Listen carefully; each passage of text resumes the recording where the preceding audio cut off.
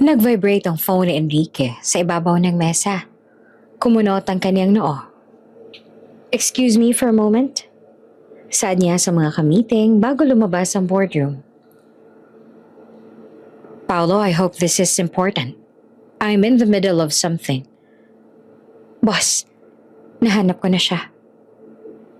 "Where?" "Nasa isang probinsya po sa norte, boss. Nasa isang maliit na baryo. Malapit sa mga taniman ng palay. At boss, hindi lang po siyang nakita ko." "What do you mean?" "May kasama ho siyang bata, boss. Isang batang lalaki. Mga 4 na taong gulang na siguro. At boss, kamukhang kamukha ninyo. Hindi po ako pwedeng magkamali. Anak niyo siya." "Anong ginagawa niya doon? Is she okay?" "Boss, nakita ko siya. Nagbibilad ng palay.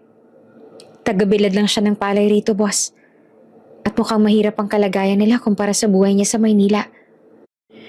Yung bata maruming damit tsaka nakayapak lang sa bukid." "Don't let them out of your sight, Paolo. Stay there. Magpadala ka ng GPS coordinates ngayon din." "Opo, boss. Pero mukhang nakilala niya ako. Baka magtago ulit sila." "Then follow them secretly. Do not approach her again. I will be there." Pagkababa ng cellphone, bumalik si Enrique sa boardroom pero hindi para ituloy ang meeting. "The meeting is adjourned. All of you. Out." But sir, we were just about to sign." "I said out." Sigaw ni Enrique na ikinagulat ng lahat. Nang makaalis ang lahat, tinawagan niya ang kanyang private pilot. "Ready the helicopter. I don't care about the flight plan. Get the permits later. We're flying to the north. Now."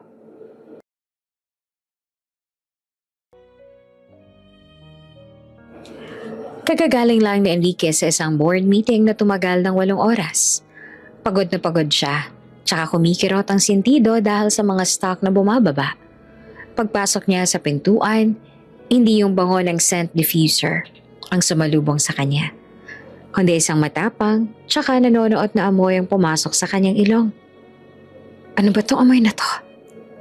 tanong ni Enrique habang niluluwagan ang kanyang necktie at tsaka dire-diretsyong naglakad papunta sa kusina. Nakita niya si Jessa na masayang nagpiprito sa harap ng stove. Ang asawa niya ay naka-apron tsaka parang hindi napapansin ang usok na kumakalat sa buong open concept na kitchen nila. "Hi love, buti nakauwi ka na agad. Tamang-tama, luto na tong niluluto ko." Nakangiting sabi ni Jessa. Agad na napaatras si Enrique. Nang makita ang nakalagay sa plato, tuyong isda, maraming tuyo na bagong hango sa kawali.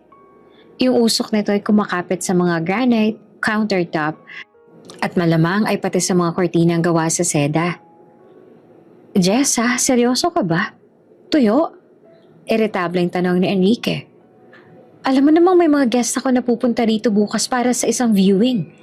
Yung amoy nito, hindi to basta-basta mawawala sa loob ng 1 linggo." Nawala ang ngiti sa mukha ni Jessa. "Gusto ko lang naman kumain nito, Enrique. Kanina pa ako naglalaway dito eh. Sobrang sarap kaya nito sa sinangag tsaka sa kamatis." "Pero hindi dito. Look at this place, Jessa. This is a high-end penthouse.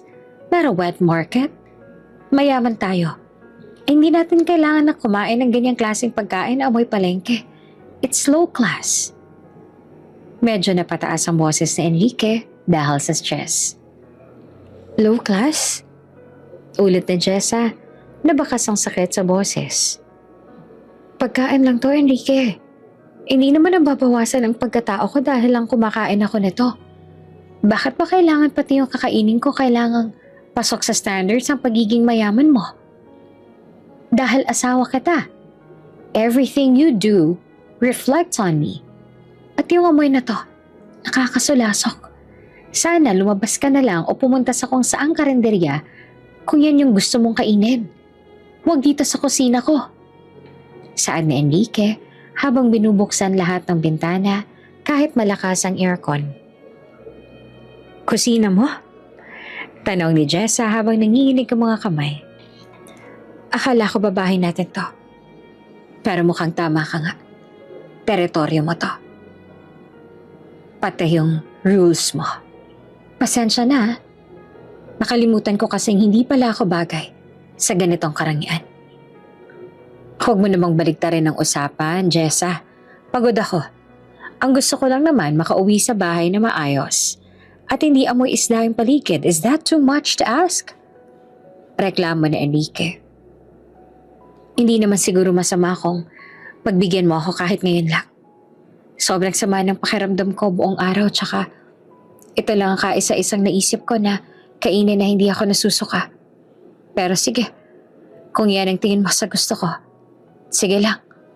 Sabi ni Jessa na nagsisimula ng mangilid ang luha. Bakit ba ang sensitibo mo ngayon? Isang ulam lang yan Pinapalaki mo yung gulo. Itapon mo na yan tsaka magpa-deliver na lang tayo ng steak o kahit anong gusto mo. Basta wag lang yung basura na yan. Utos ni Enrique. Hindi na sumagot pa si Jessa.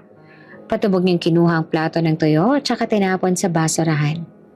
Pagkatapos, mabilis siyang naglakad papasok sa kanilang kwarto at saka isinarado ang pinto ng malakas. Naiwan si Enrique sa kusina habang hinihimas ang kanyang ulo. Grabe. Simpleng bagay lang nagalit na agad. Napaka-unreasonable. Bulong niya sa sarili. Kumuha siya ng isang basong tubig tsaka naupo sa sofa. Inisip niya na baka bukas ay maayos din lahat. Baka pagod lang din si Jessa o baka may pinagdadaanan na hindi niya alam. Pero sa isip ni Enrique, tama lang na pinagsabihin niya ang asawa dahil ayaw niyang masana ito na gumawa ng mga bagay na hindi angkop sa katayuan nila sa buhay. Masyado lang siyang nadadala sa emosyon. Sad ni Enrique sa kanyang sarili habang pilit na dinededma ang naiwang amoy sa hangin. Naupo siya sa dilim habang hinihintay na lumamig ang kanyang ulo. Habang sa kabilang kwarto naman, tahimik na nag-e-empake si Jessa ng kanyang mga gamit. Dahil sa sobrang pagod, nakatulog si Enrique sa sofa. Nagising siya madaling araw na tsaka medyo nawala ng amoy ng tuyo dahil sa lakas ng air purifier niya. Napatingin siya sa pinto ng kwarto nila tsaka napabuntong hininga. Bukas na lang kami mag-uusap. Hayaan ko muna siyang huminahon, sabi ni Enrique. 8:00 na ng umaga. Isang oras matapos ang karaniwan niyang gising. Pero nakahiga pa rin siya habang nakatitig sa kisame. Tumayo siya tsaka pumasok sa banyo para makapaghilamos. Pagtingin niya sa salamin, napansin niyang parang sobrang tahimik ng bahay. Karaniwan ay narinig niya ang mahinang hilik ni Jessa o kaya naman ay yung paggalaw nito sa kama. Pero ngayon, parang wala siyang nararamdamang presensya. Masyado lang siyang emosyonal. Pagdilat niyan mamaya, marirealize niya ang babaw ng dahilan niya para magalit ng ganon. Bulong ni Enrique sa sarili. Inasahan niyang paglabas niya ng kwarto ay makikita niya si Jessa na nagluluto ng normal na almusal. Siguro, pancakes or omelette. Hindi yung ulam na amoy palengke. Gusto niyang humingi ng tawad sa pagtaas ng boses. Pero gusto rin niyang panindigan na tama siya tungkol sa amoy sa loob ng bahay. Pagdating niya sa kusina, malinis lahat. Masyadong malinis. Walang baso sa lababo, walang amoy ng kape, at wala yung ingay ng radyong madalas pinapatugtog ni Jessa tuwing umaga. Jessa? Tawag niya tahimik ang buong palapag. Binuksan niya ang pinto ng kwarto at saka nakita ang maayos ang higaan. Walang Jessa na nakahiga doon. Jessa? Tawag niya pero walang sumasagot. Inisip niya na baka nasa guest room lang to at natutulog dahil sa sama ng loob. Pinuntahan niya ang lahat ng sulok ng penthouse pero wala siyang Jessa na nahanap. Doon na siya nagsimulang kabahan. Nasaan ba yung babaeng yan? Masyado namang matampuhin. Reklamo pa ni Enrique habang kinukuha ang kanyang cellphone para tawagan ang asawa. Pero bago pa niya mapindot ang numero ni Jessa, napansin niya ang isang papel na nasa ibabaw ng side table. Kasama nito yung isang wedding ring ni Jessa. Kung hindi mo matanggap ang amoy ng ulam ko, siguro hindi mo rin matatanggap ang totoong ako. Ayoko na makipagtalo, Enrique. Suko na ako. Basa ni Enrique sa sulat. Hindi siya makapaniwala. Dahil lang sa tuyo. Dahil lang sa amoy ng isda, maglalayas ang asawa niya. Babalik yan. Magpapalamig lang siguro sa mga kaibigan niya. Paninigurado ni Enrique sa sarili. Pumasok siya sa master walk-in closet para kumuha ng isusuot na suit para sa opisina. Doon siya unang kinabahan. Yung bahagi ng closet na dating puno ng mga floral dress, casual jeans, tsaka mga bag ni Jessa ay bakante. Inilang basta kulang. Parang hinalughog to ng bagyo. Pati ang mga sapatos nito sa rack ay wala na rin. Ano ba to? Biro ba to? Sad ni Enrique habang mabilis na binubuksan ng mga drawer. Wala na mga underwear ni Jessa. Wala na mga paborito nitong scarf. Mabilis siyang tumakbo pabalik sa banyo. Yung toothbrush ni Jessa, ang mga skincare products nito na nakakalat dati sa counter, tsaka maging ang hair dryer nito. Lahat ay naglaho. Tanging ang mga mamahaling pabango na binili ni Enrique para sa asawa ang naiwan. Parang mga dekorasyong hindi man lang hinawakan. Hindi siya pwedeng umalis ng ganun lang. Sigaw ni Enrique sa loob ng walang lamang closet. Dali-dali niyang kinuha ang kanyang phone tsaka tinawagan si Jessa. The subscriber you're calling is out of coverage area. Sinubukan niya ulit. Ganun pa rin. Sinubukan niyang mag-send ang message sa iba't ibang apps. Pero isa lang nakikita niya. Last seen yesterday at 11:45 p.m. Baka nasa nanay niya. Sabi niya sa sarili habang pilit na pinapakalma ang mabilis na tibok ng puso. Tinawagan niya ang biyanan niyang si Aling Bebot na nasa probinsya. Hello? Ma? Si Enrique po to. Nandyan po ba si Jessa? Nag-away po kasi kami kagabi. Baka lang sakaling dumiretso siya sa inyo. Ha? Enrique, ano pinagsasasabi mo? Wala rito ang anak ko at bakit kayo nag-away? Akala ko ba maayos kayo tiyan? Bakas ang pag-aalala sa boses ng matanda. Wala po. Sige po, baka nasa kaibigan lang. Huwag po kayo mag-alala, tatawag po ako ulit. Mabilis na paalam ni Enrique bago pa siya matanong ng mas malalim. Tinawagan niya lahat ng kaibigan ni Jessa. Si Maria Juana, si Sasha, si Grace, lahat sila ay iisang sagot. Hindi nila alam kung nasaan si Jessa, tsaka nagtataka rin sila kung bakit siya nagtatanong. Hindi ba kayo magkasama?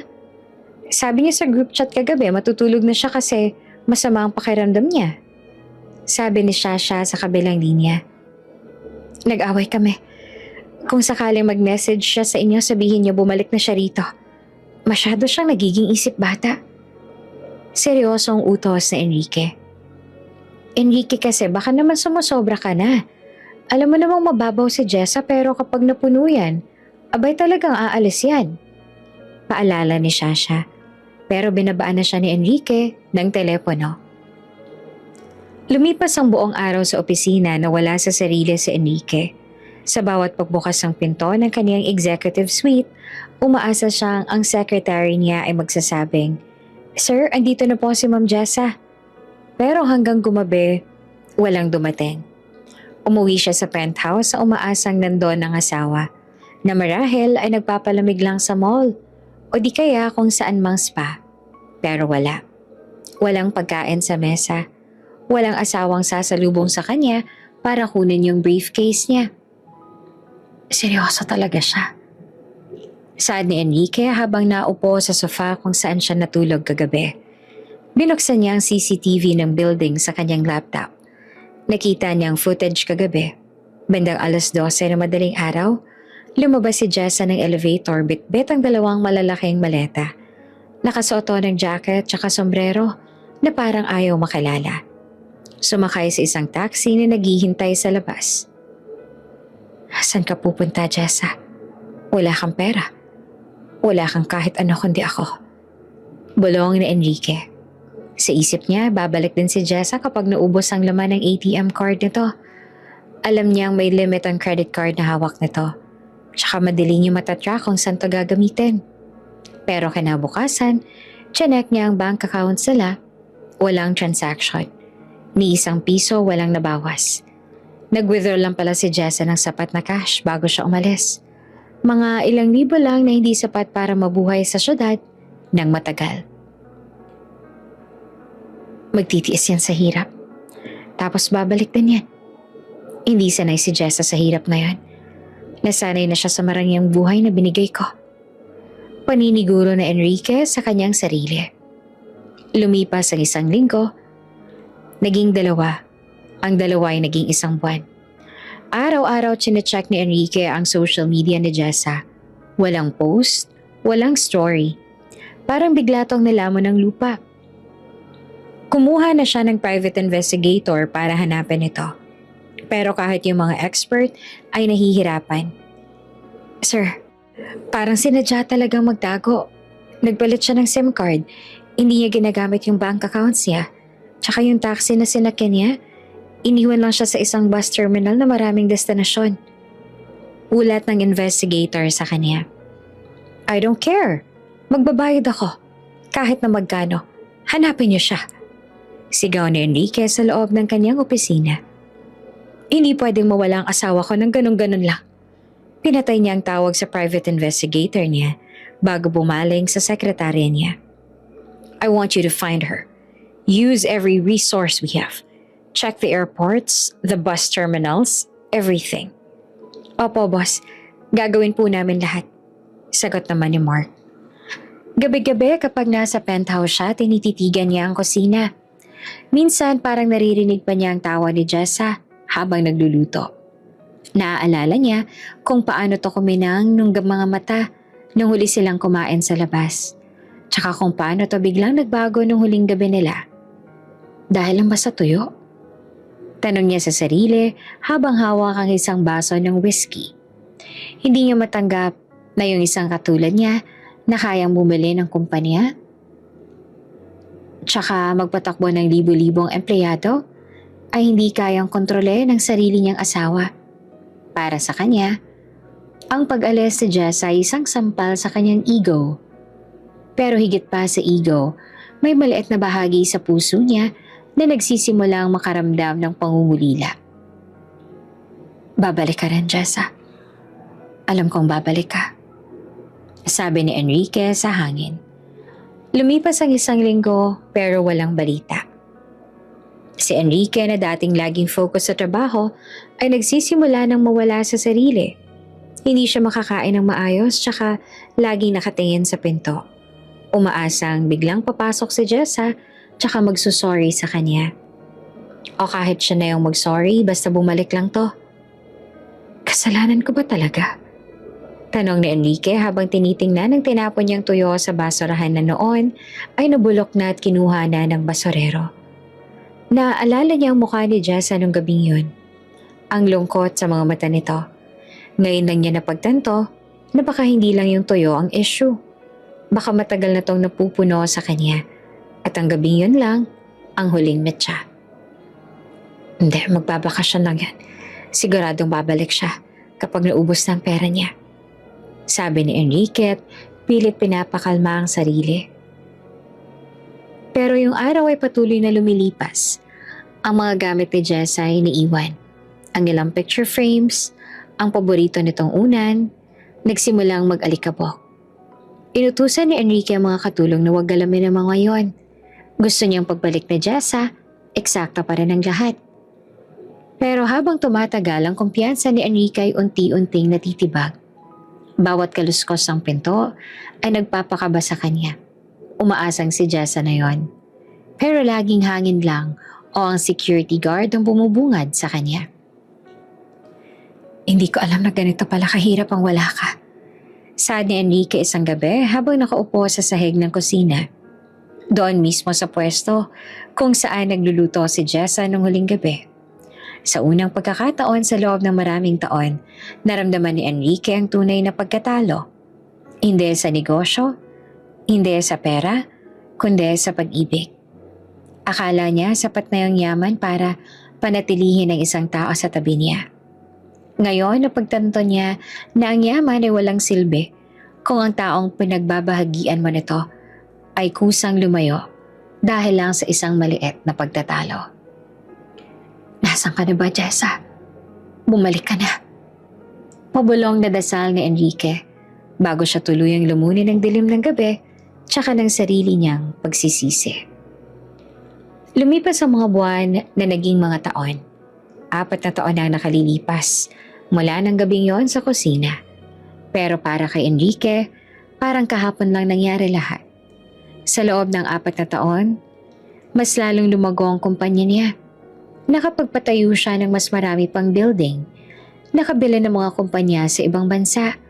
Tsaka ang kanyang pangalan ay mas lalong naging kilala. Pero sa likod ng lahat, may isang bahagi ng kanyang pagkatao na tuluyan ng naging malamig at saka manhid. Si Enrique ay naging kilala bilang isang malamig at seryoso. Wala siyang pinapalampas sa pagkakamali sa opisina. Isang maling koma lang sa report, asahan mo makakatanggap ka ng sermon na abot hanggang buto. Yung kanyang mga empleyado ay natatakot sa kanya. Tsaka ang kanyang mga business partners ay nirerespeto siya dahil sa kanyang pagiging agresibo sa negosyo. Wala na yung Enrique na minsan ay marunong pang ngumiti ng totoo. Sir, narito po yung quarterly report para sa logistics division. Saad ng kanyang secretary habang maingat na inilalapag ang folder sa kanyang mesa. Hindi naman tumingin si Enrique. Iwan mo na dyan. Tsaka sabihin mo yung maintenance sa tignan yung air conditioning sa floor na to. May naaamoy akong kung ano-ano. Opo, sir. Pero kakacheck lang po yan kanina. Sagot ng secretary. Gawin mo na lang ang sinasabi ko. Malamig na tugon ni Enrique. Ang totoo, wala namang amoy sa opisina. Malinis lahat. Pero si Enrique, sa tuwing sumasapit ang hating gabi, o tuwing nakakaramdam siya ng matinding pagod, parang sinusundo siya ng isang multo ng nakaraan. Kahit nasan siya magpunta, kahit gaano kamahal ang gamit niyang pabango, may mga pagkakataon na parang naaamoy niya ang usok ng tuyo. Tsaka sa bawat pagkakataong yon, kumikirot ang kanyang puso. Yung dating penthouse sa palaging may buhay dahil nandun si Jessa, animoy na wala ng saysay, tsaka kulay nang mawala ito. Hindi na siya nagpapalit ng dekorasyon.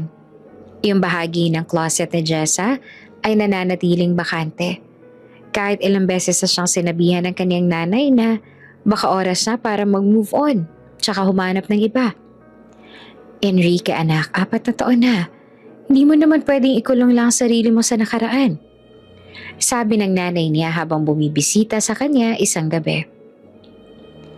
Maraming magagandang babae mula sa mga kilalang pamilya ang gustong makilala ka. Baka oras na para magpakasal ka ulit. Hindi ko kailangan ng ibang babae, ma. Sagot ni Enrique habang nakatingin sa malayo. Sapat na sa akin ang trabaho. Pero hindi ka masaya. Nakikita ako sa mga mata mo. Simula nang umalis si Jessa, naging bato ka na. Patuloy pa ng nanay niya. Siyang umalis. Siyang sumuko. Bakit ako yung kailangang magdusa? Matigas na sabi ni Enrique pero ang totoo ay alam niya sa loob-loob niya na siyang nagtula kay Jessa palayo. Gabi-gabi, bago siya matulog, nauupo si Enrique sa harap ng kanyang bintana tsaka tinitingnan ng mga ilaw ng Maynila. Iniisip niya kung nasaan na si Jessa. Kumakain ba to ng maayos? May sabat ba tong kumot kapag malamig ang gabi? Galit pa rin ba to sa kanya? Sa loob ng 4 na taon, kumuha siya ng dose-dose ng mga investigator. Pero parang naging eksperto si Jessa sa pagtatago. Walang lead, walang balita, walang kahit anong paramdam. Minsan kapag dumadaan siya sa mga palengke o sa mga lugar na may karinderya habang nakasakay sa kotse niya, sinasadyang ibaba ni Enrique ang bintana. Hinahanap niya ang amoy na dati kinasusuklaman niya. Yung amoy ng tuyo. Sa tuwing malalanghap niya ang usok na yon mula sa malayo, hindi na siya nasusuka. Sa halip, ito na ang nagsisilbing koneksyon niya sa asawa niyang nawawala. Ito ang amoy na nagpapaalala sa kanya na sa kabila ng lahat ng kanyang yaman, may isang bagay siyang hindi kayang mabili. Ang kapatawaran ni Jessa. Mali ako. Bulong niya sa sarili habang hinahawakan ng kanyang wedding ring na nakatago sa drawer ng kanyang desk. Mali ako na hindi ko siya pinakinggan. Naging routine na ni Enrique ang paka-workaholic. Alas 5 ng umaga nasa gym na siya. Alas 7 nasa opisina. Tsaka madalas ay alas 12 na ng gabi kung umuwi. Ayaw niyang bigyan ng pagkakataon ng isip niya na mag-isip tungkol sa lungkot. Pero kahit gaano siya ka-busy, ang alaala ni Jessa ay laging nandoon. Naaalala niya kung paano to tumawa, kung paano to maglambing kapag pagod siya, tsaka kung paano to naging masaya sa mga simpleng bagay. Mga bagay na dati ay minamata niya. Isang araw, habang may kausap na kliyente sa isang restaurant, may nakita siyang isang pamilya sa kabilang table. Ang ama ay masayang pinagsisilbihan ng asawa tsaka ang kanilang maliit na anak. Nakita ni Enrique yung simpleng saya sa kanilang mga mukha. Walang suot na relo ang lalaki, tsaka ang babae naman ay walang designer bag. Pero ang kanilang tawanan ay parang mas mahalaga pa sa lahat ng assets na meron siya. Biglang naramdaman ni Enrique ang isang matinding inggit. Inggit na hindi niya inakalang mararamdaman niya. Meron naman siya ng lahat. Private jet, mga sasakyan, mansyon, pero wala siyang makausap pag-uwi. Wala siyang yayakapin pagkatapos ng isang mahabang araw. Ang tanging kasama niya lang ay ang tahimik niyang penthouse tsaka ang paulit-ulit na pagsisisi ng kanyang isipan. Sir Enrique, are you okay? Tanong ng kliyente nang mapansing natigilan siya. Bumalik sa realidad si Enrique. Yes, I'm fine. As I was saying, the deal will proceed as planned. Pero sa loob-loob niya, gusto niya nang tumayo tsaka umalis. Gusto niyang sumigaw. Gusto niyang hanapin si Jess at tsaka sabihin, kahit araw-araw tayong kumain ng tuyo, basta bumalik ka lang. Pero ang kanyang pride, kahit na nabawasan na, ay nandun pa rin. Tsaka yung mas malaking problema, hindi niya alam kung saan siya magsisimula. Lumipas ang mga linggo, tsaka si Enrique unti-unti nang nawala ng pag-asa. Iniisip niya na baka nasa ibang bansa na si Jessa o baka may kasama na tong iba. Yung ideya na si Jessa ay may kayakap na ibang lalaki, nagpapakulo ng kanyang dugo. Pero wala siyang magagawa. Kasalanan niya lahat. Siya ang naging mayabang at malamig. Tsaka ngayon, ang lamig na yon ay bumabalik sa kanya ng 10 beses. Isang gabi, habang nag-iisa sa kanyang opisina, binuksan niya ang folder ng mga lumang investigasyon tungkol kay Jessa. Tinitigan niya ang huling picture nito na kuha sa isang CCTV sa bus terminal. Payat si Jessa noon. At saka mukhang pagod. Bakit hindi niya napansin na may kakaiba sa asawa niya? Bakit naging napaka-insensitive niya? Nasaan ka na ba talaga, Jessa? Saad ni Enrique habang hinahaplos ang monitor ng laptop. 4 na taon na. Maawa ka naman sa akin, oh. Sir, may gusto po kayong makausap na land developer mula sa probinsya? Sabi ng secretary niya kinabukasan. Sabihin mo busy ako. Maikling sagot ni Enrique. Pero sir, sabi po niya, may nakita daw silang interesanting property malapit sa mga palayan sa norte. Baka daw gusto niyong tingnan para sa susunod na resort project ninyo. I'll think about it. Leave the files on the table. Saad ni Enrique. Sa kabilang banda, malayo sa ingay ng syudad, sa isang liblib na baryo sa probinsya, dito nahanap ni Jess ang katahimikan na hindi nabigay sa kanya ng buhay sa syudad. Yung umaga ni Jess ay nagsisimula bago sumikat ang araw. Sa ganitong oras, malamig pa ang simoy ng hangin sa bukid. Nakasuot siya ng kupas na t-shirt, maluwag na pantalon, tsaka isang malapad na anahaw na sombrero. Ang kanyang mga kamay na dati laging maayos ang manicure, tsaka malambot dahil sa mga mamahaling lotion, ngayon ay magaspang na, tsaka may mga kalyo. Pero para kay Jessa, bawat kalyo ay simbolo ng kanyang kalayaan tsaka lakas. Nay, gising na po ako. Isang maliit na boses ang narinig ni Jessa. Mula sa loob ng kanilang maliit na kubo, napangiti si Jessa, tsaka agad na nilapitan ng bata. Ang aga naman ng baby ko. Bakit gising ka na, Minggoy? Si Minggoy ay 4 na taong gulang na. Siya ang buhay tsaka lakas ni Jessa. Sa tuwing titingnan ni Jessa ang anak, parang nakikita niya ang isang maliit na version ni Enrique. Ang mga mata ni Minggoy ay kasing talim tsaka kasing lalim ng mga mata ng tatay niya. Ang hugis ng mukha nito, ang makapal na kilay, tsaka ang paraan ng pangisi. Lahat ay nakuha niya kay Enrique. Nung nalaman ni Jessa na buntis siya, ilang araw siyang umiyak. Natatakot siya na baka mahanap sila ni Enrique tsaka kunin ng bata. O di naman kaya ay hindi tanggapin ni Enrique ang anak nila dahil low class ang pinagmulan nito sa paningin ng asawa niya. Gaya ng tuyo na paborito na ngayon nilang dalawa ng anak niya. Gusto ko pong tumulong sa pagbilad ng palay, Nay, sabi ni Minggoy habang kinukuskos ang kanyang mga mata. Nako, mainit pa mamamaya sa labas, anak. Doon ka lang sa silong ni Aling Dorotea, ha? Maglalaro muna kayo ni Bantay. Malambing na sagot ni Jessa. Pero gusto ko pong sumama sa inyo, Nay. Pagpipilit ng bata. Sige na nga, basta wag kang lalayo sa akin, ha? Hinalikan ni Jessa ang noon ng anak. Bitbit ang isang malaking kaldero ng kanin, tsaka ang paborito nilang ulam. Tuyo na may kamates. Lumabas na ang mag-ina. Ang trabaho ni Jessa ay tagabilad ng palay sa malawak na sementadong bahagi ng kalsada o sa tapat ng bodega.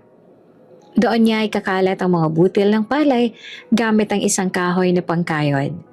Kailangan tong pantay-pantay para matuyo ng maayos sa ilalim ng matinding sikat ng araw. Ito ay nakakapagod na trabaho. Ang init na tumatagos sa balat, tsaka ang alikabok mula sa palay ay makate. Pero ito ang nagpapakain sa kanila. Nay, bakit po ang sarap ng tuyo? Tanong ni Minggoy habang masayang kumakain sa ilalim ng isang puno ng mangga pagdating ng tanghalian. Natigilan si Dessa. Naalala niya ang gabing yon sa penthouse. Ang gabing naging dahilan ng pag-alis niya. Kasi anak, ang tuyo, pagkain ng mga taong marunong magpahalaga sa simpleng buhay. Masarap to kasi pinagsikapan natin kitain ng pambili nito. Sabi po ni Tatang, yung tuyo daw po paborito rin ng mga hari. Sabi ni Minggoy na may halong pagbibida. Natawa ng mahina si Jessa. Siguro nga, Minggoy. Siguro nga. Sa loob ng 4 na taon, itinago ni Jessa ang katotohanan tungkol sa ama ni Minggoy. Para sa bata, ang tatay niya ay isang bayani na nasa malayo tsaka nagtatrabaho. Ayaw ni Jessa na lumaki si Minggoy na may galit sa puso. Pero ayaw rin niyang malaman ni Enrique ang tungkol sa anak nila. Natatakot siya sa kapangyarihan ni Enrique. Alam niyang sa isang iglap lang, kayang baligtarin ng lalaki ang mundo para makuha ang gusto nito. Tsaka sa ngayon, si Minggoy ang tanging kayamanan na ayaw niyang mawala. Jessa, alika mo na rito, may bagong dating na sako ng palay. Sigaw ng kanyang kasamahan sa trabaho. Sandali lang po, tugon naman ni Jessa. Minggoy, dyan ka lang ha, huwag kang aalis sa lilim. Tumakbo si Jessa pabalik sa sementadong belaran. Yung araw ay nasa rurok na ng init. Ramdam niya ang pawis na umaagos sa kanyang likod. Ang kanyang balat ay sunog na sa araw. Malayo sa maputi at saka makinis na kutis niya noon sa syudad. Pero sa kabila ng hirap, may ngiti sa kanyang mga labi. Masaya siya rito. Walang nanghuhusga sa kanya dito. Dito, ginagalang siya dahil sa kanyang sipag. Habang nagtatrabaho, hindi naman maiwasan ni Jessa na mag-isip tungkol kay Enrique. Kamusta na kaya ito? May asawa na kaya itong iba? Galit pa rin kaya ito sa kanya? Minsan kapag nakakakita siya ng mga sasakyan na dumadaan sa highway, malapit sa baryo nila, bigla siyang kinakabahan. Iniisip niya na baka si Enrique lang yon, na baka nahanap na sila. Pero lumipas ang mga taon at walang dumarating. Siguro, nakalimutan niya na ako. Bulong ni Jessa sa sarili. Mayaman siya. Marami siyang pwedeng ipalit sa akin. Isang utos lang niya. Libo-libong babae ang lalapit sa kanya. May kurot sa puso ni Jessa sa isiping yon. Pero pinapawi niya agad ito. Ang mahalaga sa kanya ngayon ay ang kinabukasan ni Minggoy. Gusto niya makapagtapos ng pag-aaral ang anak kahit na nagbibilad lang siya ng palay. Gusto niyang lumaki si Minggoy na may mabuting puso. Hindi katulad ng kanyang ama na minsan ay naging bulag dahil sa yaman. Nay, tignan niyo po. Ang dami ko pong nakuha na bato sa palay. Pagmamalaki ni Minggoy habang pinapakita ang kanyang maliit na palad na puno ng maliliit na bato. Ang galing naman ng anak ko. Puri pa ni Jessa. Sa bawat kilos ni Minggoy, lalong lumilitaw ang pagkakahawig nito kay Enrique. Ang paraan ng pagtindig nito, ang pagiging seryoso kapag may ginagawa, tsaka ang talino sa murang edad. Minsan, natatakot si Jessa na baka balang araw ay hanapin ni Minggoy ang tatay niya. Pero paano niya ipapaliwanag sa bata ang tungkol sa tatay niya? Pagdating ng hapon, pagod na pagod si Jessa.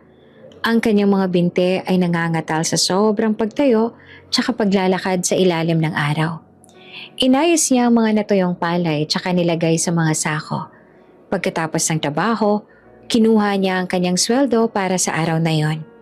Isang maliit na halaga pero sapat na para sa kanilang hapunan. Tara na, Minggoy, uwi na tayo. Magluluto pa si nanay ng paborito mo. Iyaya ni Jessa. Tuyo po ulit, Nay? Tanong ng bata na may kislap sa mga mata. Oo, tuyo ulit. Pero lalagyan natin ng maraming itlog ngayon kasi marami tayong natapos na palay. Nakangiting sabi ni Jessa. Naglakad ang mag-ina pa uwi sa kanilang kubo habang ang langit ay nagkukulay kahel dahil sa paglubog ng araw. Sa malayo, makikita ang mga bundok tsaka ang malawak na taniman. Ito ang buhay na pinili ni Jessa. Simple, mahirap, pero puno ng pagmamahal. Walang penthouse, walang yaman, pero may kapayapaan. Habang nagluluto si Jessa ng tuyo sa kanilang maliit na kalan, ang usok nito ay humahalo sa hangin ng probinsya. Sana na'y laging ganito, masaya tayo, sabi ni Minggoy habang kumakain sila sa sahig ng kanilang kubo. Lagi tayong magiging masaya anak, pangako ni nanay yan. Tugon ni Jessa. Yung umaga sa baryo ay laging napupuno ng mga talaok ng manok, mga huni ng mga ibon, tsaka mga kalansing ng mga gamit sa kusina ni Aling Dorothea sa kabilang kubo. Pero para kay Minggoy, ang pinakapaborito niyang tunog ay yung tunog ng mga butil ng palay na inihulog sa semento. Si Minggoy ay hindi basta ordinaryong bata lamang. Sa edad na 4 na taon, kapansin-pansin ang katalinuhan niya. Habang ang ibang mga bata sa kanilang edad ay abala sa paglalaro ng putik, si Minggoy naman ay madalas makitang nakaupo sa tabi ni Jessa habang pinapanood ang bawat galaw nito. Inoobserbahan niya kung paanong kinakayod ng nanay niya ang palay para maging pantay ang pagkakatuyo nito. Minsan sinusubukan din niyang humawak ng maliit na kahoy para tumulong. Kahit na ang totoo, mas marami pa siyang nagugulong palay kesa sa naaayos. Minggoy, dahan-dahan lang, baka matisad ka dyan. Paalala ni Jessa habang pinupunasan ng pawis sa noo. Nay, tignan niyo, tuwid na yung guhit ng palay ko. Pagmamalaki ng bata. Napatingin si Jessa tsaka napangiti. Totoo nga, kahit maliit pa si Minggoy, may alam na to sa paggawa. Ang pagiging perfectionist nito ay isang bagay na hindi maitatago. Isang katangiang nakuha nito sa tatay niyang si Enrique. Si Enrique ay kilala sa pagiging perfectionist, tsaka mukhang kahit sa pagbibilad ng palay, lumalabas ang dugong meron talaga si Minggoy. Ang galing naman ng anak ko. Mana ka talaga sa... Hindi na tinuloy ni Jessa ang sasabihin. Napabuntong hininga na lang siya tsaka hinaplos ang buhok ng anak. Mana ka talaga sa kasipagan ng nanay. Nay, bakit po laging mainit dito? Wala po bang lugar na malamig? Tanong ni Minggoy habang nakatingala sa matinding sikat ng araw. Meron naman anak. Sa malaking building sa syudad, malamig doon. May mga makina silang naglalabas ng hangin na parang yelo. Kwento ni Jessa na pilit na ginagawang parang kwentong pambata ang alaala niya sa penthouse. Bakit hindi po tayo doon nakatira, Nay? Masarap po siguro matulog doon. Inosenteng tanong ni Minggoy. Napatigil naman si Jessa sa pagkayod. Kasi anak, kahit malamig doon, hindi naman masaya yung mga tao. Mas gusto na lang ni Nanay dito. Kahit mainit, kahit tuyo lang ulam natin, payapa naman ang buhay natin. Walang nagagalit sa atin dahil lang sa amoy ng niluluto natin. Hindi naman naintindihan ni Minggoy ang buong ibig sabihin ng nanay niya. Tumango pa rin siya. Para sa kanya, sapat na makasama si Jessa. Ang kaligayahan ni Minggoy ay simple lang. Masaya na siya kapag binibigyan siya ni Jessa ng barya para bumili ng candy sa tindahan. Masaya na siya kapag hinahayaan siyang makipaghabulan sa aso sa gitna ng bukid. Tsaka higit sa lahat, masaya na siya kapag gabi, tsaka magkatabi silang natutulog sa banig habang nagkukwento si Jessa tungkol sa lahat. Isang hapon, habang nagpapahinga ang mag-ina sa silong ng isang malaking puno, nakakita si Minggoy ng isang lumang magazine na naiwan ng isang turista sa kalapit na resort. Binuksan niya to tsaka tumambad sa kanya ang mga larawan ng magagandang sasakyan tsaka malalaking bahay. Nay, tingnan niyo to. Ang ganda ng kotse. Turo ni Minggoy sa isang itim na sports car. Nagulat naman si Jessa na makita ang magazine. Lalo siyang kinabahan nang mapansin kung sino ang nasa cover ng business section. Sa loob nito, si Enrique, nakasuot ito ng suit tsaka nakaupo sa leather chair sa opisina. Agad na kinuha ni Jessa ang magazine mula kay Minggoy. Huwag mo nang basahin yan, anak. Marumi na yan. Pero Nay, sino po yung mama doon sa picture? Bakit po pareho kaming may nunal sa gilid ng mata? Tanong ni Minggoy. Nanlamig ang buong katawan ni Jessa. Iniyan pa rin siya ng maliit na detalye na yon. Isang maliit na nunal sa gilid ng kaliwang mata. Trademark ni Enrique, na naman na rin pala ng anak niya. Marami namang taong may nunal, anak. Nagkataon lang yon. Pilit na biro ni Jessa habang tinatago ang magazine sa ilalim ng sako ng palay. Tara na, kailangan na nating tapusin tong bilaran para makauwi na tayo. Kahit na busy sa pagtatrabaho, hindi na nawawala sa isip ni Jessa ang mga mata ni Minggoy. Sa bawat araw na lumilipas, lalong nagiging kamukha ng ama nito. Ang bata. Ang katalinuhan ni Minggoy ay nakabilib din. Minsan nakikita ni Jessa ang anak na nagdo-drawing sa lupa gamit ang stick. Gumagawa to ng mga blueprint ng mga bahay, tulay, tsaka mga building. Ano yan, Minggoy? Tanong ni Jessa isang beses. Gagawa po ako ng malaking bahay para sa atin, Nay. Para hindi na tayo nagbibilad ng palay sa initan.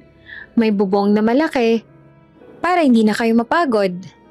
Paliwanag pa ng bata. Napaiyak si Jessa sa narinig. Sa kabila ng murang edad, ramdam na ni Minggoy ang hirap ng nanay niya. Alam na bata na ang pagbibilad ng palay ay hindi biro. Nakikita niya ang mga sugat sa paa ni Jessa, tsaka ang pangangatog ng mga kamay nito pagkatapos ng buong araw na trabaho. Salamat anak. Ang bait talaga ng baby ko, sabi ni Jessa habang yakap ang anak. Isang araw habang si Minggoy ay abalang nagbibilang ng mga sako ng palay sa bodega, isang itim namang sasakyan na huminto mula sa malayo. Mula sa loob nito, isang lalaking may hawak na kamera ang kumuha ng litrato ng paligid. Si Paolo, isang pinagkakatiwalaang tauhan ni Enrique. Hindi siya bodyguard o driver. Siya ay isang property scout. Ang trabaho niya ay maghanap ng mga lupang may potensyal na gawing resort o industrial park. Noong araw na yon, napadpad siya sa liblib na bahaging to ng probinsya dahil sa utos ni Enrique na maghanap ng tahimik tsaka isolated na property. Bitbit ang kanyang kamera tsaka mga papeles, nilakad niya ang paligid ng mga palayan nang mapansin niya ang isang bilaran ng palay. Magandang tanghali po, sabi ni Paolo sa isang lalaking nagbabantay sa bodega. Magandang tanghali din naman. May kailangan ka ba, iho? Tanong ng matandang lalaki na kilala bilang si Tatang Ibyong. Naghahanap lang po ako ng information tungkol sa lupang to. Sino po bang may-ari nito? Tanong ni Paulo habang kumukuha ng ilang shot sa paligid para sa kanyang report. Kay Don Nestor ito. Pero kung gusto mo ng detalye, kailangan mong pumunta sa bayan. Sagot ni Tatang Ibyong habang nakaturo sa malayo. Habang nag-uusap ang dalawa, lumabas si Jessa mula sa bodega. Bitbit ang isang tumpok na mga sako. Dahil sa dumi ng palay tsaka sa kanyang suot na malaking anahaw, hindi agad siya napansin ni Paulo. Minggoy, halika muna rito, uminom ka na ng tubig, sobrang init na. Tawag ni Jessa. Yung bata na nakasuot lang ng sando tsaka short ay mabilis na tumakbo patungo sa nanay niya. Sa pagtakbo ni Minggoy, muntik na siyang mabangga kay Paulo. Agad naman na napatigil ang bata tsaka tumingala sa lalaki. Ay sorry po, saad ni Minggoy sa maliit na boses. Natigilan si Paulo. Parang tumigil din ang mundo niya nang makita ang mukha ng bata, ang mga mata, ang kilay, tsaka maging ang paraan ng pagtindig. Hindi siya pwedeng magkamali. Araw-araw niya nakikita si Enrique sa opisina, tsaka ang batang nasa harap niya ay parang pinalit na berasyon ng kanyang boss. Lalo siyang kinabahan nang mapansin ang maliit na nunal sa gilid ng mata ng bata. Anak, tara na. Mabilis na lumapit si Jessa tsaka hinila si Minggoy. Nang magtagpo ang mga mata ni na Jessa tsaka Paulo, parang binuhusan ng malamig na tubig ang lalaki. Kahit nasunog ang balat ni Jessa, tsaka nakasuot to ng pangmagsasaka, kilala niya ang mukha ng dating asawa ni Enrique. Yung mga litrato ni Jessa ay nakapaskil pa rin sa missing persons file sa opisina ni Enrique na hindi kailanman tinanggal. Ma'am, Jessa? Pabulong na saad ni Paulo. Sapat lang para marinig ni Jessa. Narigas naman si Jessa sa kanyang kinatatayuan. Hindi siya sumagot. Sa halip ay binuhat niya si Minggoy tsaka mabilis na naglakad palayo. Papasok sa mas madidilim na bahagi ng bodega. Sandali po, ma'am. Tawag ni Paulo pero hindi na siya nilingon ni Jessa. Agad namang kinabahan si Paulo. Alam niyang ito ang balitang 4 na taon ang hinihintay ni Enrique. Mabilis siyang bumalik sa kanyang sasakyan. Nanginginig ang mga kamay habang binubuksan ang kanyang laptop. Kinuha niya ang kamera at tiningnan ang mga huling litratong nakuha niya. Doon, sa isang accidental shot, malinaw na malinaw ang mukha ni Minggoy habang tumatakbo. Tsaka sa background ay makikita ang malabong anyo ni Jessa na nakatingin sa bata. Sigurado to. Hindi ako pwedeng magkamali. Saad ni Paulo sa sarili. Kinuha niya ang kanyang cellphone. Alam niyang hindi siya dapat dumaan sa secretary. Kailangan niyang direktang tawagan si Enrique. Sa kabilang banda, si Enrique naman ay kasalukuyang nasa gitna ng isang napakahalagang meeting tungkol sa isang bagong deal. Nag-vibrate ang phone ni Enrique sa ibabaw ng mesa. Kumunot ang kanyang noo. Excuse me for a moment. Saad niya sa mga kamiting bago lumabas ang boardroom. Paulo, I hope this is important. I'm in the middle of something. Malamig na bungad ni Enrique. Boss, nahanap ko na siya. Diretsong sabi ni Paulo. Natahimik naman ang kabilang linya. Ramdam ni Paulo ang bigat ng katahimikan ni Enrique. Pagkatapos ng ilang segundo, narinig niya ang malalim na paghinga ng kanyang boss. Where? Maikli pero mariing tanong ni Enrique. Nasa isang probinsya po sa norte, boss. Sa isang maliit na baryo. Malapit sa mga taniman ng palay. At boss, hindi lang siya nakita ko. Bite na sabi ni Paulo. What do you mean? Tanong ni Enrique na bakas na ang tensyon sa boses. May kasama siyang bata, boss. Isang batang lalaki. Mga 4 na taong gulang na siguro, boss. At kamukhang kamukha ninyo. Hindi po ako pwedeng magkamali. Anak niya siya.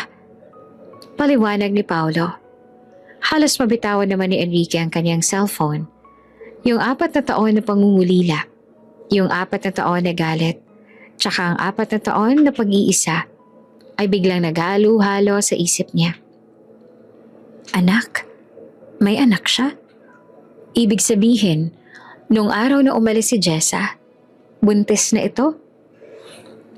Anong ginagawa niya doon? Is she okay? Tanong ni Enrique na ang kanyang boses ay nanginginig sa halo-halong emosyon.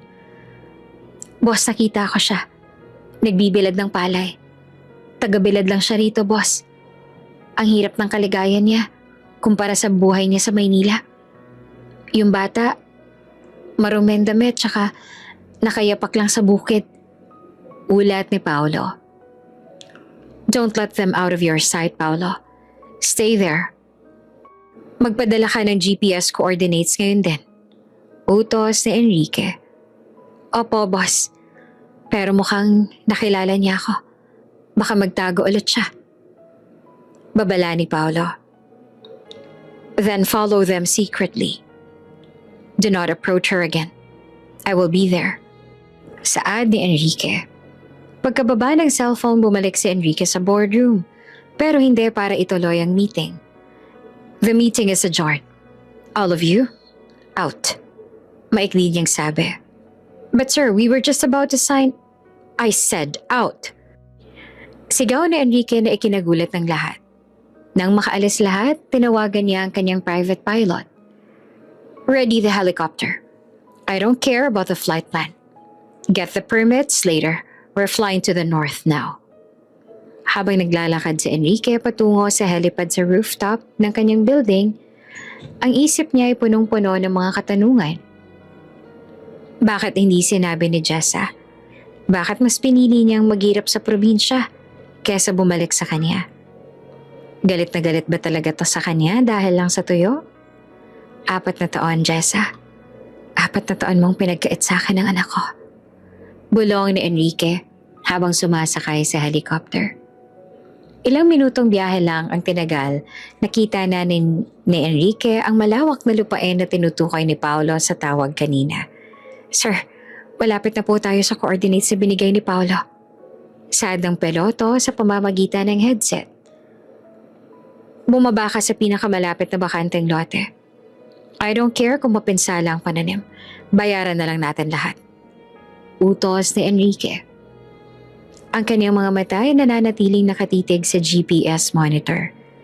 Sa loob ni Enrique, parang sasabog ang kanyang isipan. 4 na taon, 1,000, 400, tsaka 60 araw siyang nag-isa sa penthouse niya, habang iniisip kung nasaan si Jessa. Anak ko. May anak ako. Bulong niya sa sarili. Naaalala niya pa lahat ng gabi na pinalipas niya sa trabaho para lang makalimot. Naaalala niya lahat ng mga investigador na sinermonan niya dahil sa kawalan ng resulta. Ngayon, nasa ilalim lang pala siya ng langit na to. Nagtatago sa gitna ng mga palayan. Namumuhay ng simple habang siya'y nalulunod sa yaman na walang saysay. Ang galit niya kay Jessa dahil sa pagtatago ay unti-unting napalitan ng galit sa kanyang sarili. Bakit niya hinayaang umabot sa ganito? Sa probinsya naman, hindi mapakali si Jessa. Alam niyang panganib ang pagdating ng lalaking yon. Minggoy, mag-impake tayo. Aalis tayo ngayon din. Sabi ni Jessa habang mabilis na nilalagay ang kanilang kakaunting gamit sa isang sako. Bakit po, Nay? Saan po tayo pupunta? Hindi pa po tayo naghahapunan. Tanong ng batang nagugulahan. Basta anak, kailangan nating lumayo. May masamang tao na baka kumuha sa atin. Sagot ni Jessa na ang mga mata ay puno ng luha. Pero bago pa man makalabas ang baryo si Jessa, narinig na nila ang isang malakas na tunog mula sa langit. Nang magsimulang bumaba ang helicopter, ang hangin mula sa LEC tumatama sa lahat. Ang mga palay na inilaan para patuyuin ay nagsiliparan. Ang mga taga-baryo ay nagtakbuhan palapit. Ang iba naman ay may bitbit na itak dahil sa takot. Ang iba naman ay manghang-mangha sa malaking sasakyang lumilipad. Pero si Enrique, wala siyang pakialam sa gulo. Narinig ni Jess ang tunog na yon, kaya naman wala siyang nagawa kundi ang mapaupo na lamang sa sahig ng kanilang kubo habang yakap-yakap sa Minggoy. Alam niya ang tunog na yon, iisang tao lang ang kilala niyang darating ng ganong kagarbo tsaka kabilis. Pagkapatay ng makina, hindi niya na hinihingi ang tulong ng kanyang mga bodyguard. Binuksan niya ang pinto tsaka tumalon pababa. Ang kanyang mga mamahaling sapatos ay agad na lumubog sa malalambot na lupa ng probinsya. "Boss, dito po!" Sigaw ni Paulo na tumatakbo palapit sa kanya. "Nasaan sila?" Mariing tanong ni Enrique. Hindi na nag-abalang mag-hello. "Oops! May break muna. Gusto mo bang ma-shoutout dito sa channel ni Ate Jane? Mag-comment lang ng lesson you learned from the latest story uploaded. Dahil pipili kami ng isang best comment of the day para i-shoutout sa susunod na upload. Kaya huwag kalimutang mag-iwan ng lesson you learned after you watch this video. Maraming salamat! Shoutout nga pala kana Rowena De Leon from Ternate, Cavite, Nancy Pineda from California, USA, at Flor Cabrera from Santa Rosa, Laguna. Sa ating mga taga-subaybay, paki-comment naman po sa baba kung taga saan kayo para alam ko kung hanggang saan umaabot ang mga kwento ni Ate Jane at para ma-shoutout ko rin kayo sa mga susunod pa nating mga kwento. Maraming salamat sa pakikinig. Nasa loob po ng kubong yon, boss. Nakita ko silang pumasok kanina nung marinig nilang helicopter. Mukhang balak pa nilang mag-impake tsaka tumakas ulit. Turo ni Paulo sa isang maliit, luma, pero malinis na kubo sa dulo ng belaran. Naglakad si Enrique ng mabilis. Bawat hakbang niya ay puno ng determinasyon. Nang makarating siya sa tapat ng kubo, huminto siya. Nanginginig ang kanyang kamay na itinaas sana para kumatok. Sa loob ng 4 na taon, naging matapang siya sa harap ng mga pinakamalalaking kalaban sa negosyo. Pero sa harap ng isang pintuang gawa sa kawayan, parang nawalan siya ng lakas. "Jessa," tawag niya at ang kanyang boses na dati laging dominante ay naging basag tsaka puno ng pagsusumamo. "Jessa, alam kong nandyan ka. Buksan mo to, please." Katahimikan naman ang sumagot sa kanya. Pero narinig niya ang mahinang hikbe mula sa loob. Tsaka ang isang maliit na boses na nagtatanong ng, "Nay, sino po ang tumatawag sa inyo? Bakit po kayo umiiyak?" Ang boses na yon, para tong kidlat na tumama sa puso ni Enrique. Iyon ang boses ng kanyang anak. Hindi siya nakapaghintay. Itinulak niya ang pinto. Hindi ito na-lock. Tsaka dahil sa luma ng bisagra, madali itong bumukas. Tumambad sa kanya ang isang imaheng kailanman ay hindi niya malilimutan. Si Jessa na nakasuot ng kupas na damit, nakayakap ng mahigpit sa isang batang lalaki. Ang bata ay nakatago sa likod ng nanay niya, pero sapat na ang nakita ni Enrique para manigas sa kanyang kinatatayuan. Yung bata ay may mga matang eksaktong katulad ng sa kanya. Matalim, matalino, tsaka puno ng kuryosidad. Tsaka ang nunal sa gilid ng mata. Wala nang duda. "Enrique," bulong na Jessa na ang luhay tuloy-tuloy nang umaagos sa kanyang pisngi. "Bakit ka andito? Paano mo kami nahanap?" "Bakit hindi mo sinabi, Jessa?" Tanong naman ni Enrique na ang kanyang paningin ay nakatutok lang sa bata. 4 na taon. 4 na taon mong pinagkait sa akin ng anak ko. Bakit kailangan dito kayo tumira? Sa ganitong lugar? Nagbibilad ng palay? Dahil dito kami ligtas." Sigaw ni Jessa habang pilit na pinapatayo si Minggoy. "Dahil dito, walang nanlalait sa amin. Walang nagsasabing low class ang gusto namin kainin. Dito, Enrique, tao kami. Hindi kami extension ng image mo." Hindi naman nakasagot si Enrique. Bawat salita ni Jessa ay parang sampal sa kanya. Tiningnan niya ang paligid ng kubo. Isang maliit na mesa, isang banig sa sulok, tsaka isang tumpok ng tuyo sa isang plato. Dahan-dahang lumapit si Enrique pero agad na humarang si Jessa. "Huwag kang lalapit. Huwag mong kukunin ang anak ko." "Hindi ko siya kukunin, Jessa." Mahinahong sabi ni Enrique habang dahan-dahang lumuluhod para maging kapantay ng paningin ng bata. Gusto ko lang siyang makita." Si Minggoy ay dahan-dahan namang sumilip mula sa likod ni Jessa. Tiningnan niya ang lalaking nasa harap niya. Ang lalaking nakasuit, ang lalaking may helicopter, ang lalaking kamukhang kamukha niya sa magazine na nakita niya. "Kayo po ba si tatay?" Tanong ni Minggoy sa isang inosenteng tono. Parang huminto ang oras para kay Enrique. Hindi siya nakapagsalita agad. "Oo, anak." Sa wakas ay nasabi ni Enrique, habang ang mga luha na 4 na taon niyang pinigilan ay nagsimulang pumatak. "Ako ang tatay mo." Lumipas ang ilang minuto ng katahimikan sa loob ng kubo. Tanging iyon ang tunog lang ng hangin sa labas ang naririnig. 4 na taon ako naghintay, Jessa." Muling pagsisimula ni Enrique. 4 na taon ako naghanap. Akala ko nahanap ko na lahat ng success na gusto ko, pero nung narinig ko kay Paolo na may anak ako, nung malaman kong tagabilad ka lang dito, hindi ko mapaliwanag ang sakit. Sakit? Natatawang sabi ni Jessa. Mas masakit yung iparamdam mo sa asawa mo na basura siya dahil lang sa ulam na gusto niya. Mas masakit ang malamang mas mahalaga sa iyo ang pangalan mo kesa sa nararamdaman ko. Alam ko at humihingi ako ng tawad sa lahat ng sinabi ko sa iyo noon, sabi ni Enrique. Lumabas muna si Jessa sa kubo para bigyan ng pagkakataon si Enrique na makasama si Minggoy. Habang siya naman ay nakaupo sa hagdan ng kawayan habang nakatingin sa helicopter na sumira sa katahimikan ng kanilang bukid.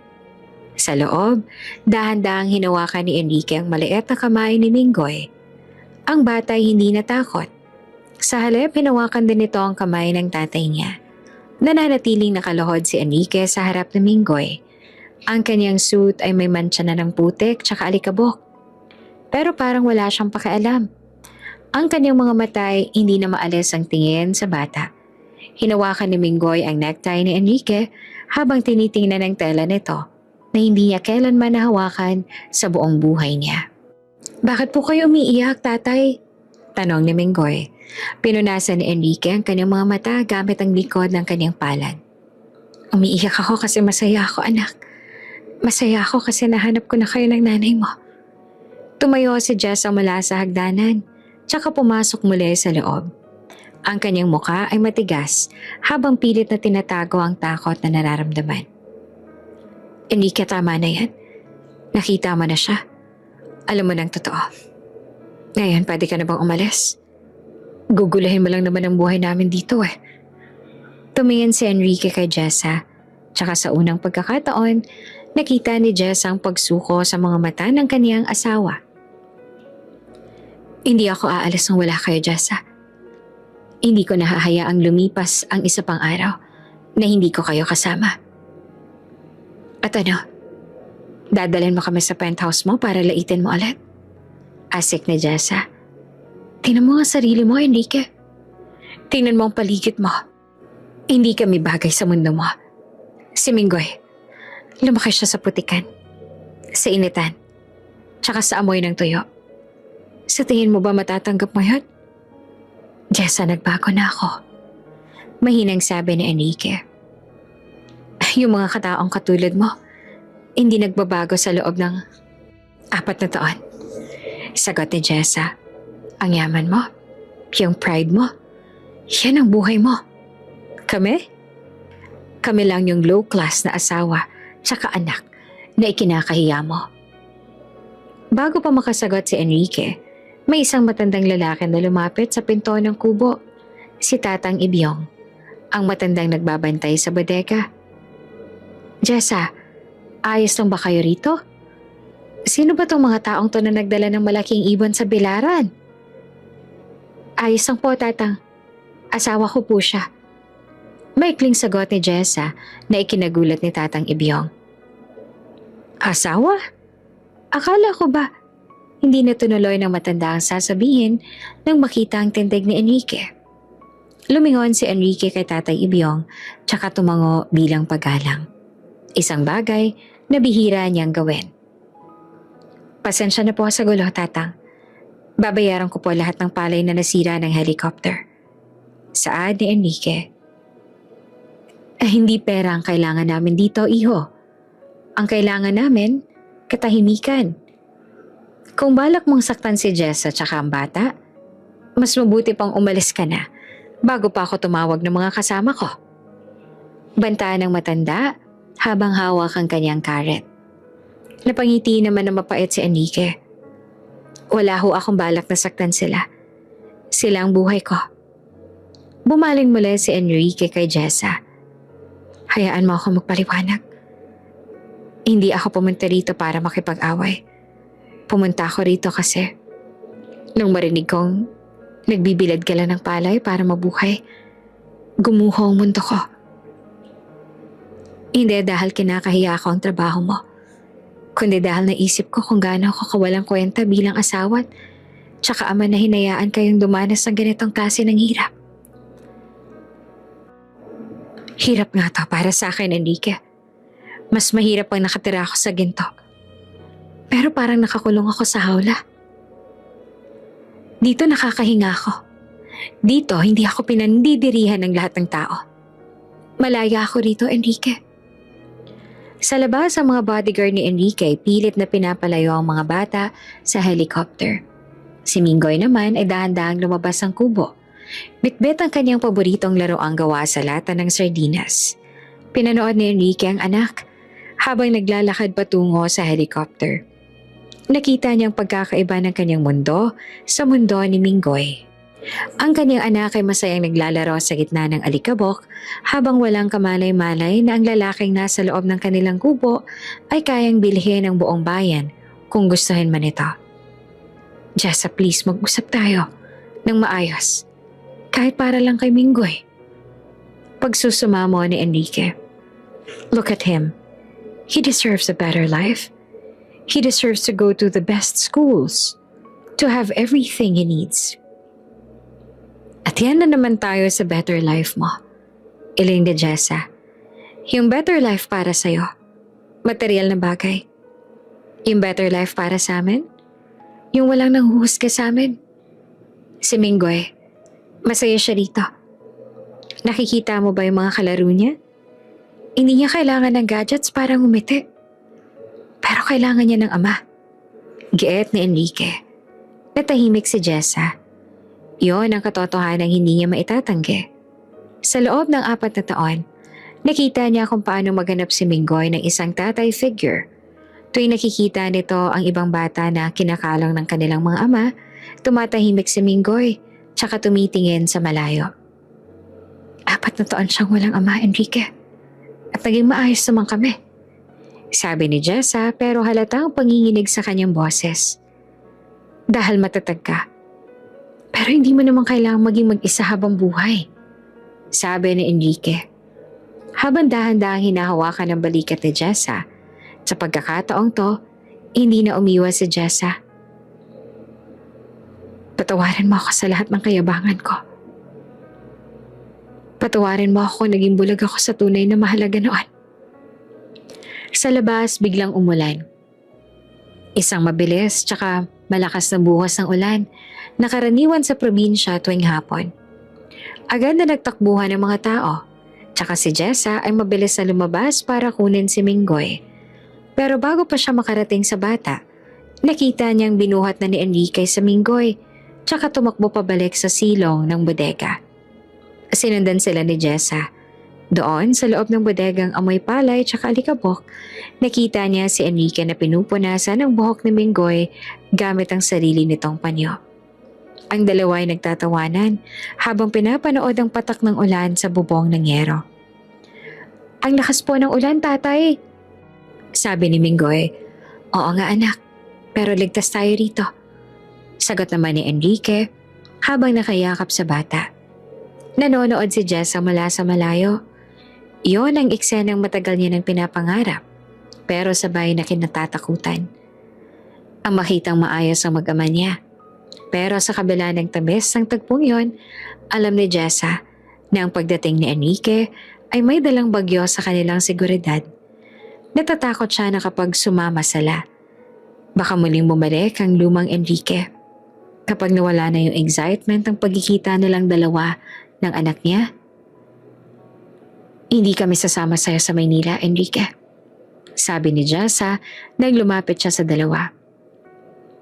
Kung gusto mong maging parte ng buhay ni Minggoy, kailangan mong patunayan na kaya mong mabuhay sa mundo namin. Hindi mo kami pwedeng piliting pumasok ulit sa mundo mo. Napatigal si Enrique. Tiningnan niya ang paligid ng bodega, ang maputik na daan sa labas, tsaka ang ulan na parang walang balak tumigil. Pagkatapos ay tiningnan niya ang kanyang anak na masayang nakasandal sa kanyang binti. Sige, maikling sagot ni Enrique. Anong sige? Tanong ni Jessa. Mananatili ako rito. Kung yan ang kailangan para mapatunayan kong seryoso ako, gagawin ko. Saan ni Enrique? Nagkatingin na ng mga bodyguard ni Enrique na nasa labas. Hindi sila makapaniwala na ang kanilang boss ay magdedesisyong manatili sa isang baryo na walang maayos sa kuryente. Seryoso ka ba, Enrique? Hindi ka tatagal dito ng isang gabi. Tawa ni Jessat, isang tawang puno ng pangungutya. Subukan natin. Hamon pa ni Enrique. Tatay, marunong po ba kayo magbilad ng palay? Tanong ni Minggoy habang hinihila ang kamay ni Enrique. Napatingin si Enrique kay Jessa na may halong ngiti. Hindi pa anak, pero mukhang may magaling na teacher na magtuturo sa akin. Napaiwas ang tingin si Jessa habang pilit na tinatago ang kaunting ngising gustong kumuwala sa kanyang mga labi. Alam niyang mahaba pang lalakbayin nila. Pero sa unang pagkakataon sa loob ng 4 na taon, naramdaman niyang hindi na siya mag-isang papasan sa bigat ng buhay. Nakaupo si Enrique sa isang tumpok ng mga bakanteng sako, habang si Minggoy naman ay abalang pinapakita sa kanya ang kanyang koleksyon ng mga makukulay na bato tsaka ang laruang gawa sa lata. Para kay Enrique, bawat salitang lumalabas sa bibig ng bata ay parang musika. Kahit na ang pinag-uusapan nila ay tungkol lang sa kung paanong manghuli ng tutube sa bukid. Tatay, tignan niyo po ito. Ito po si Jet. Mabilis po itong tumakbo sa putikan. Saad ni Minggoy habang pinapakita ang latang sasakyan. Hinawakan naman ni Enrique ang laruan. Marumi to tsaka may mga kalawang sa gilid. Malayo sa mga gadgets na balak sana niyang ibigay sa anak. Pero nang makita niya ang kislap sa mga mata ni Minggoy, naramdaman niya ang isang klase ng pride na hindi niya naramdaman nung makuha niya ang mga award niya. Ang galing naman anak, ikaw bang gumawa nito? Tanong ni Enrique. Pilit na ginagawang natural ang boses kahit parang may nakabara sa kanyang lalamunan. Opo, tinulungan po ako ni Tatang Ibyong. Sabi niya kahit wala daw po kaming totoong kotse, pwede daw po ako magkaroon ng sarili kong race car. Sagot ng bata. Napatingin naman si Enrique kay Jessa na nakatayo malapit sa pintuan ng bodega habang nakasandal sa posting kawayan tsaka nakatingin sa malayo. Dahan-dahan tumayo si Enrique tsaka lumapit kay Jessa. Si Minggoy naman ay nagpatuloy sa paglalaro sa gilid na animong gumagawa ng sariling ingay ng makina. He's incredible, Jessa. Napakatalino niya. Tsaka napakabuting bata. Mahinang saad ni Enrique. Pinalaki ko siya sa katotohanan, Enrique, na ang buhay, hindi tungkol sa kung anong meron ka, kundi sa kung sino ang kasama mo. Sagot naman ni Jessa nang hindi tumitingin sa kanya. 4 na taon ko siyang tinago kasi ayoko siyang lumaking katulad mo. Isang taong ang tingin sa mundo ay puro kompetisyon. At ang tingin sa mga tao, investment. Jessa, alam kong nagkamali ako. Pero nung makita ako siya kanina, nung maramdaman kong maliit na kamay niya sa kamay ko, naiintindihan ko na kung bakit ka umalis. I was toxic. I was blinded by the money. Pag-amin ni Enrique. Humarap sa kanya si Jessa na ang mga mata ay animong nagagalit. Madaling sabihin yan ngayon kasi nandito ka sa gitna ng emosyon mo. Pero paano kapag bumalik tayo sa syudad? Paano kapag nakita mo yung mga ka-business partner mo? Ipapahiya mo ba kami dahil lang hindi kami marunong gumamit ng tamang kutsara at tenedor sa harap ng mga bisita mo? O dahil mas gusto ni Minggoy na maglaro sa lupa kesa sa iPad? Hindi mangyayari yon. Mariing sabi ni Enrique. Dahil hindi na ako babalik doon hanggat hindi ko kasama ang pamilya ko. Tsaka kung yung pamilya ko mas gustong manatili rito, mananatili rin ako rito. Huwag kang magpatawa, Enrique. Tingnan mo yung suit mo. Pambili na yan ng 1 ektaryang palayan. Sa tingin mo ba kaya mong matulog sa banig na may lamok? Sa tingin mo ba kaya mong maligo sa poso na malamig ang tubig? Hamon ni Jessa. Napatingin si Enrique sa kanyang suot. Tama si Jessa. Masyado siyang out of place sa paligid. Pero imbes na mainsulto, may naisip siyang paraan. Tinawag niya ang kanyang assistant na si Paolo na nakatayo sa labas ng bodega. Paolo, kunin mo yung mga gamit ko sa helicopter. Tsaka tawagan mo ang opisina. Sabihin mo I'm taking an indefinite leave of absence. I-cancel mo lahat ng meetings ko sa loob ng 1 buwan. Utos ni Enrique. Pero boss, yung signing ng contract sa Cebu bukas. I don't care about Cebu. I don't care about the contracts. Gawin mo ang sinasabi ko. Sigaw ni Enrique na sapat na para mapatigil si Minggoy sa paglalaro. Agad na lumapit si Enrique sa anak tsaka hinaplos ang ulo nito. Sorry anak, nag-uusap lang kami ni nanay. Bumalik ang tingin ni Enrique kay Jessa. Narinig mo yan? Mananatili ako rito. Susubukan ko ang buhay ninyo. Tsaka kapag napatunayan ko sa'yo na kaya kong tiisin ang init, ang lamok, tsaka ang amoy ng tuyo, sana bigyan mo ako ng pagkakataon na iuwi kayo. Hindi man sa penthouse ko, kundi sa isang bahay na tayong gagawa ng rules. Hindi na nakapagsalita si Jessa. Hindi niya inakala ang magagawa ni Enrique na iwan ang kumpanya niya para lang sa kanila. Sa loob ng 4 na taon, ang imahe ni Enrique sa isip niya ay isang lalaking hindi bibitaw sa kapangyarihan. Pero ang lalaking nasa harap niya ngayon ay parang handang hubarin ang lahat ng meron siya. Sige, hamon ni Jessa. Kung gusto mong manatili, manatili ka. Pero wala kang matatanggap na special treatment dito. Matutulog ka sa sahig. Gigising ka ng 4:00 na madaling araw para tumulong sa belaran. At higit sa lahat, kakain ka ng kung ano mang kinakain namin. Deal. Mabilis sa sagot ni Enrique. Nang tumigil ang ulan, lumabas na sila ng bodega. Ang hangin ay sariwa, tsaka amoy basang lupa. Si Minggoy ay masayang tumakbo patungo sa kanilang maliit na kubo, habang si Enrique naman ay sumunod sa likod.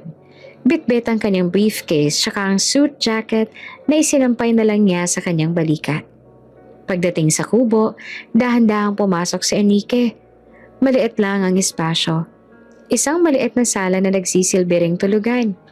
Isang maliit na kusina sa gilid, tsaka isang banyo na sa labas pa makikita. Nang makita niya mga drawing ni Minggoy na nakadikit sa dingding na kawayan, naramdaman niya ang isang klase ng init sa puso na hindi kayang ibigay ng kung ano. Dito ka matutulog.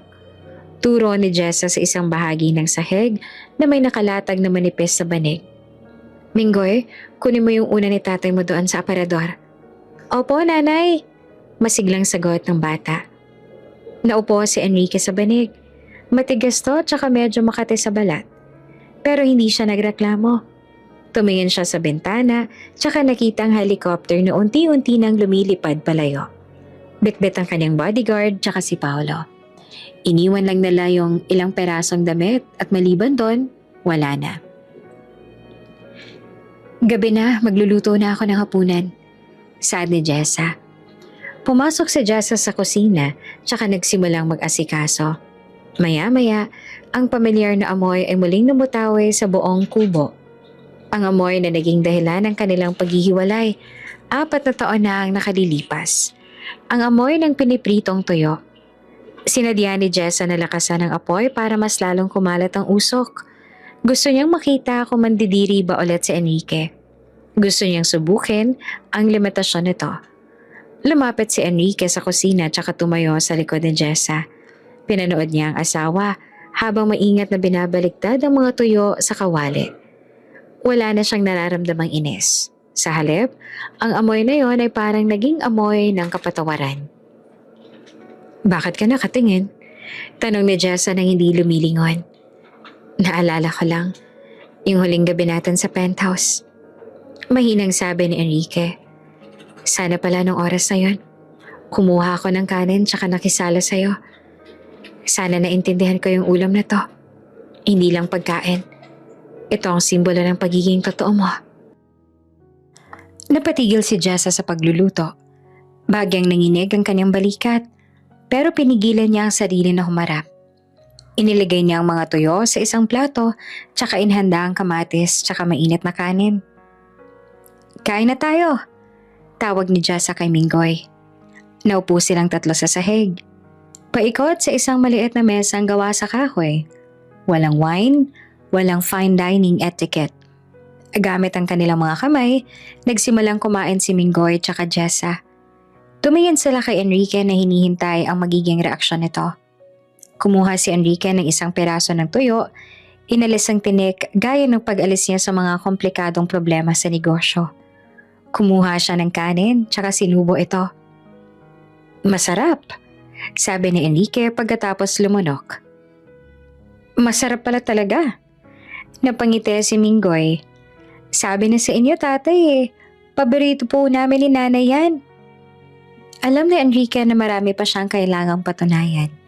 Hindi sapat ang isang gabi para mabura ang 4 na taong sakit. Pero habang tinititigan niya si Jessa na nag-aayos ng kumot para kay Minggoy, alam niyang nasa tamang lugar na siya. Kinabukasan, nagsimulang tumilaok ang manok. Tsaka ang malamig na hangin ay sumisilip na sa mga siwang ng dingding sa nakawayan. Si Enrique na sanay sa mattress tsaka air condition na kwarto ay nagising na masakit ang buong katawan. Ang manipis sa banig ay hindi nakatulong sa kanyang likod, tsaka bawat galaw niya ay sinasabayan ng langit-ngit ng sahig. Dahan-dahan siyang bumangon tsaka nakitang wala na sa tabi niya si Minggoy. Ang kumot na ginamit ng bata ay maayos na nakatupi. Mula sa maliit na kusina, narinig niya ang kalansing ng mga plato. Tsaka ang mahinang boses ni Jessa na kumakanta ng isang pamilyar na kanta. Paglabas niya, tumambad sa kanya ang isang eksenang hindi niya inakalang makikita sa totoong buhay. Ang kaniyang asawa, na dating laging naka-makeup tsaka naka-designer clothes, ay abalang nagluluto habang nakapusod ang buhok tsaka may pawis sa noo. Gising ka na pala, sabi ni Jessa nang hindi man lang tumitingin sa kanya. Magilamos ka na sa labas. May tabo at saka balde doon sa tabi ng poso. Nasaan si Minggoy? Tanong ni Enrique habang kinukuskos ang kanyang mga mata. Nasa bilaran na. Maaga siyang kinuha ni Tatang Ibyong para tumulong bago tumirik ang araw. Sabi niya gusto raw niyang ipakita sa'yo kung gaano siya kabilis na magtrabaho. Sagot ni Jessa. Lumabas si Enrique at sinalubong ng nakakasilaw na sikat ng araw. Naglakad siya patungo sa poso at saka sinubukang magbomba ng tubig. Hindi ito madali. Kailangan ng tamang buwelo para lumabas ang tubig. Matapos ang ilang subok, nagawa rin niyang makapaghilamos. Ang lamig ng tubig ay nagbigay ng panandaliang ginhawa sa kanyang pagod na katawan. Pagbalik niya sa loob, nakahain na ang almusal. Katulad ng kagabi, tuyo na naman ang ulam. Pero ngayon ay may kasamang sinangag tsaka itlog na maalat. Naupo si Enrique sa tapat ni Jessa. Jessa, gusto kong mag-usap tayo. Yung totoong pag-uusap. Pagsisimula ni Enrique. Ibinaba ni Jessa ang kanyang baso ng kape. Anong gusto mong pag-usapan, Enrique? Ang tungkol ba sa kung paano mo kami nahanap? O ang tungkol sa kung kailan mo kami balak dalhin sa Maynila? Gusto kong malaman lahat. Bakit hindi mo sinabi sa akin na buntis ka bago ka umalis? Kung nalaman ko lang, hindi kita hahayaang lumakad palabas ng pinto.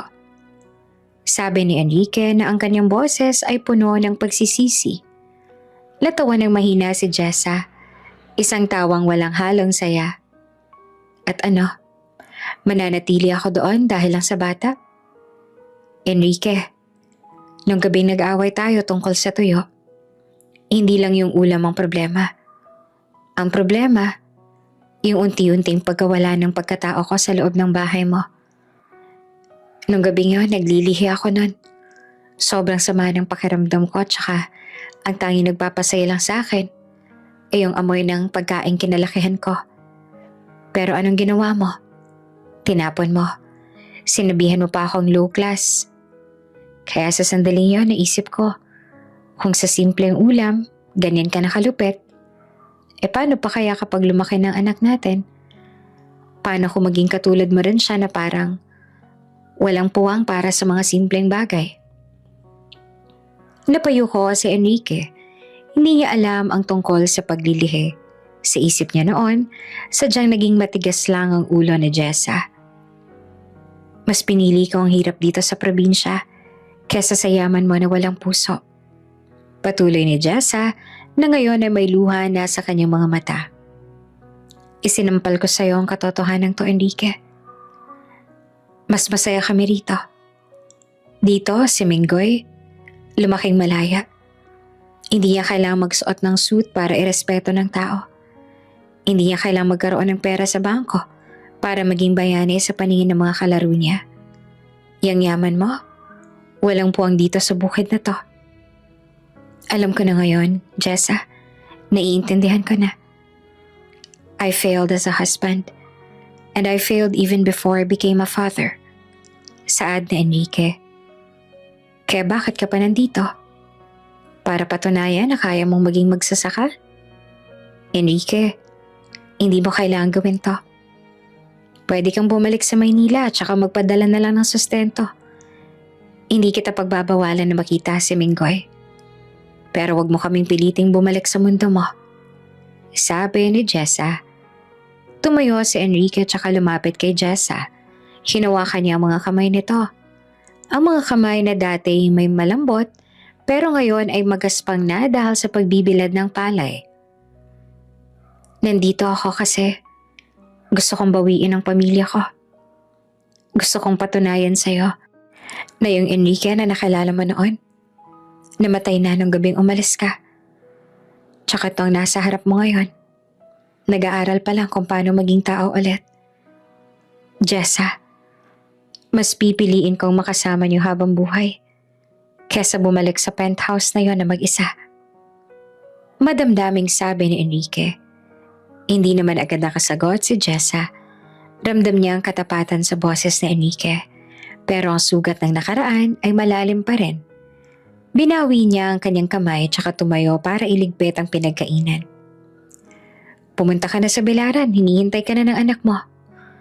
Doon mo patunayan yung sinasabi mo. Maikling tugon ni Jessa. Naglakad si Enrique patungo sa malawak na sementadong area kung saan nakabilad ang sako-sakong palay. Doon nakita niya si Minggoy na may hawak na maliit na kahoy habang masayang kinakalos ang mga butil. Kasama nito si Tatang Ibyong na nakamasid lang. Tatay, halika po rito, turuan ko kayo. Masayang sigaw ni Minggoy nang makita siya. Lumapit si Enrique at saka kinuha ang isang mas malaking kahoy na parang araro sa palay. Ang init ng araw ay nagsisimula ng manuot sa kanyang likod. Tsaka ang alikabok mula sa palay ay nakakapuwing talaga. Pero sa bawat kilos niya, sa bawat tawa ni Minggoy, nararamdaman niya ang isang klase ng fulfillment na hindi na ibibigay ng deal sa negosyo. Dahan-dahan lang iyo. Dapat kailangang pantay ang pagkakaayos para hindi mabulok sa ilalim. Parang pag-ibig lang. Biro ni Tatang Ibyong. Napangiti si Enrique. Susubukan ko po, Tatang. Sa loob ng ilang oras, nagtrabaho si Enrique sa ilalim ng matinding sikat ng araw. Ang kanyang puting polo ay basang-basa na ng pawis, tsaka puno na ng dumi. Namumula na rin ang kanyang balat dahil hindi siya sanay sa ganitong init. Ilang beses siyang muntikang matumba dahil sa pagod. Pero tuwing tinitingnan niya si Minggoy na walang kapaguran sa pagtulong, pilit siyang bumabangon. Pagdating ng tanghalian, dinalhan sila ni Jessa ng pagkain sa lilim ng isang puno ng mangga. Nakita ni Jessa ang itsura ni Enrique. Pagod na pagod, madungis, tsaka halatang hirap na hirap. Pero ang nakakapagtaka sa kanya, wala siyang narinig na reklamo mula rito. Sa halip ay nakita niyang masayang nakikipagkwentuhan si Enrique kay Tatang Ibyong tungkol sa presyo ng palay sa merkado. "Oh, kain na muna kayo," sabi ni Jessa habang nilalapag ang balot ng pagkain. "Nay, tignan niyo si tatay. Ang dami na po niyang natuyong palay." Pagmamalaki ni Minggoy. Tumingin naman si Jessa kay Enrique. "Kaya mo pa ba? O baka gusto mo nang tumawag ng helicopter?" Uminom muna ng tubig si Enrique bago sumagot. "Kaya ko pa. Tsaka wala akong balak tawagin ng helicopter. Masarap pala yung hangin dito kapag pagod ka." "Masarap din ang tubig. Parang mas matamis." Nagkatinginan silang dalawa. May bahagi sa puso ni Jessa ang unti-unting natutunaw. Nakikita niya ang pagsisikap ni Enrique na pumasok sa kanilang mundo, kahit na halatang hindi ito para sa kanya. Sa gitna ng kanilang pagkain, may lumapit na isang batang kalaro ni Minggoy. "Minggoy, laro tayo pagkatapos niyan." "Sige, sama natin si tatay." Sagot naman ni Minggoy. Napatingin ang bata kay Enrique. "Tatay mo ba siya? Bakit ang puti niya? Para siyang artista." Natawa silang lahat. Ang tensyon na namayani kaninang umaga ay unti-unting napapalitan ng gaan ng loob. "Oo, tatay ko siya. Tsaka marunong din siya magbilad ng palay."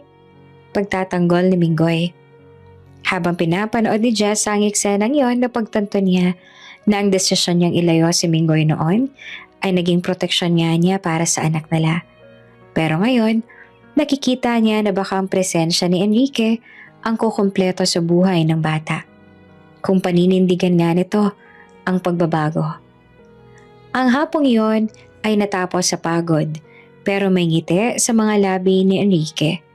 Habang naglalakad silang tatlo, pabalik sa kubo, bitbit ang mga gamit sa belaran, naramdaman ni Enrique na ito na ang pinakamakahulugang araw ng kanyang buhay. "Jessa," tawag ni Enrique na makarating sila sa tapat ng kubo. "Bakit?" "Salamat sa pagkakataong to. Alam kong hindi sapat yung isang araw. Pero asahan mong bukas, gigising ako ng mas maaga." Seryosong sabi ni Enrique. Tumango lamang si Jessa. Pero sa pagkakataong to, hindi niya na tinago ang maliit na ngiti. Yung unang araw ni Enrique ay hindi naging madali para sa kanya. Pero kahit na ganon, masaya pa rin siya sa ginagawa niya at yon ang mahalaga para sa kanya ng mga oras na yon. "Enrique, ito ang gamot sa sunburn. Pahiran mo yung likod mo bago ka matulog." Sabi ni Jessa habang nilalapag ang maliit na bote ng herbal oil sa tabi ng kanyang banay. Kasalukuyang nakaupo si Enrique sa sahig habang sinusubukang iunat ang kanyang mga binte. "Salamat, Jessa. Pasensya na kung medyo mabagal ako kanina sa belaran. Hindi ko akalain na ganito pala kabigat ang trabaho niya rito araw-araw." Naupo si Jessa sa tapat niya habang may hawak na maliit na gasera. Yung dilaw na liwanag nito ay nagbibigay ng malambot na anino sa kanyang muka. "Iyan ang buhay na kinagisnan ko, Enrique. Iyan ang buhay na kinalikahan ko bago kita nakilala. Noong nasa penthouse tayo, pakiramdam ko noon palagi akong kailangang magpanggap na hindi ako galing sa putikan. Pero dito, kahit marami ang damit ko, hindi ko kailangang humingi ng dispensa sa kahit sino. Hindi mo naman kailangang magpanggap noon, Jessa. Ako ang may problema. Ako ang pumilit sa'yo na magbago dahil sa takot ko sa sasabihin ng ibang tao." Pag-amin ni Enrique. Tinitigan niya si Jessa ng matagal. Bakit ka ba talaga nagtsatsaga rito? Pwede ka namang kumuha ng hotel sa bayan. O di kaya bumili ng aircon para sa kubong to. Pero hinahayaan mong kagatin ka ng lamok tsaka matulog sa matigas na sahig. Kasi sabi mo, di ba? Kailangan kong patunayan na kaya kong mabuhay sa mundo ninyo. Tsaka, paano ko gagawin yun kung gagamit ako ng shortcuts? Jessa, gusto kong maramdaman yung bawat hirap na dinanas mo nung wala ako. Gusto kong malaman kung paano mo na itaguyod si Minggoy na mag-isa. Habang ako, nagpapakasaya-sayaman. Seryosong sagot ni Enrique. Kinabukasan, totoo sa kanyang pangako. Nagising si Enrique bago pa sumikat ang araw. 4:00 pa lang na madaling araw ay gising na siya. Malamig ang hangin tsaka madilim pa ang paligid. Tanging huni lang ng kuliglig ang maririnig. Sinundan niya si Jessa sa likod ng kubo kung saan matatagpuan ang poso. Ako na mag-iigip, presenta ni Enrique. Sigurado ka? Mabigat ang balde. Baka mabitbit yung daliri mo, Enrique. Biro pa ni Jessa. Kaya ko to, sagot ni Enrique. Sinimulan niyang ipump ang poso. Noong unay nahihirapan siya dahil kailangan ng tamang timing para lumabas ang tubig. Pero kalaunan ay nakuha rin niya ang ritmo. Binuhat niya ang 2 malaking balde patungo sa kusina tsaka sa banyo.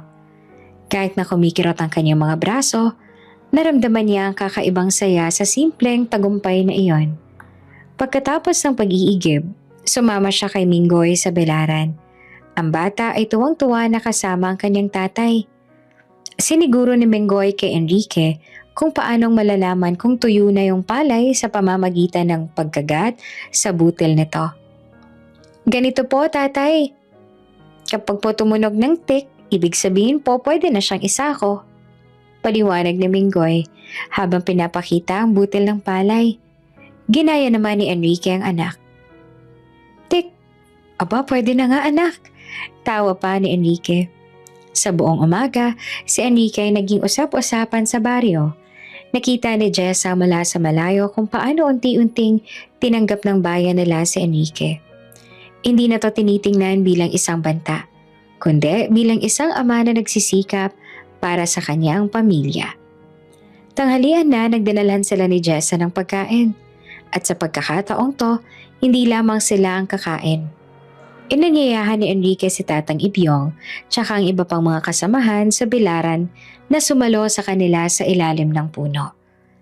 Kain po tayo, Tatang. Marami pang dala si Jessa. Aniyaya ni Enrique. Nako, iho, nakakahiya naman, sabi ni Tatang Ibyong habang tumatawa. Dito po sa ilalim ng punong to, Tatang, pare-pareho lang tayo nagugutom. Tsaka sa totoo lang, mas masarap kumain pag marami tayo. Sagot ni Enrique bago magsimulang magkamay ng kanin. Habang kumakain, napansin ni Jess ang pagbabago sa kilos ni Enrique. Wala nang pagiging mailap nito sa dumi. Hindi na ito naghahanap ng tissue o alcohol pagkatapos sumawak ng kung ano-ano. Masarap pa yung toyo, Enrique? Tanong ni Jessa na may halong panunukso. Tumingin si Enrique sa kanya at saka ngumiti. Masarap. Lalo na't alam kong ako ang nagbilad nito kaninang umaga. May lasa pala ng pagod tsaka tagumpay bawat kagat. Sa gitna ng kanilang masayang tanghalian, biglang may tumawag sa cellphone ni Enrique. Kahit na ayaw niyang sagutin, nakita niya yung secretary niya sa Maynila ang tumatawag. Lumayo siya ng konti para sagutin ang tawag.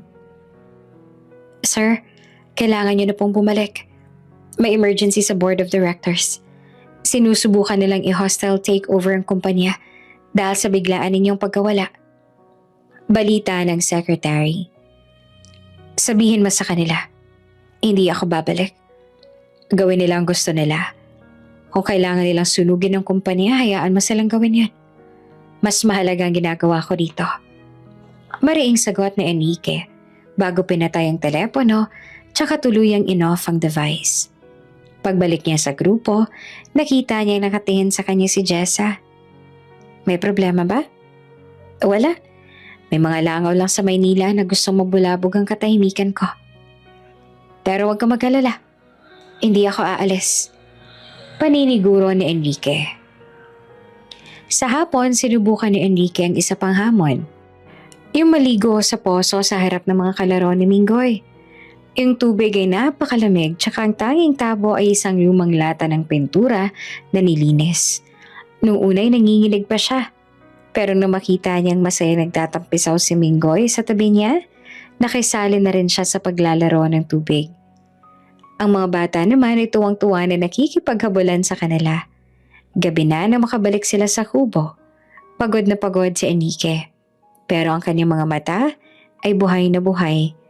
Nakita ni Jessa na habang natutulog si Minggoy sa tabi ni Enrique, ang kanyang asawa ay dahan-dahang hinahaplos ang buhok ng anak.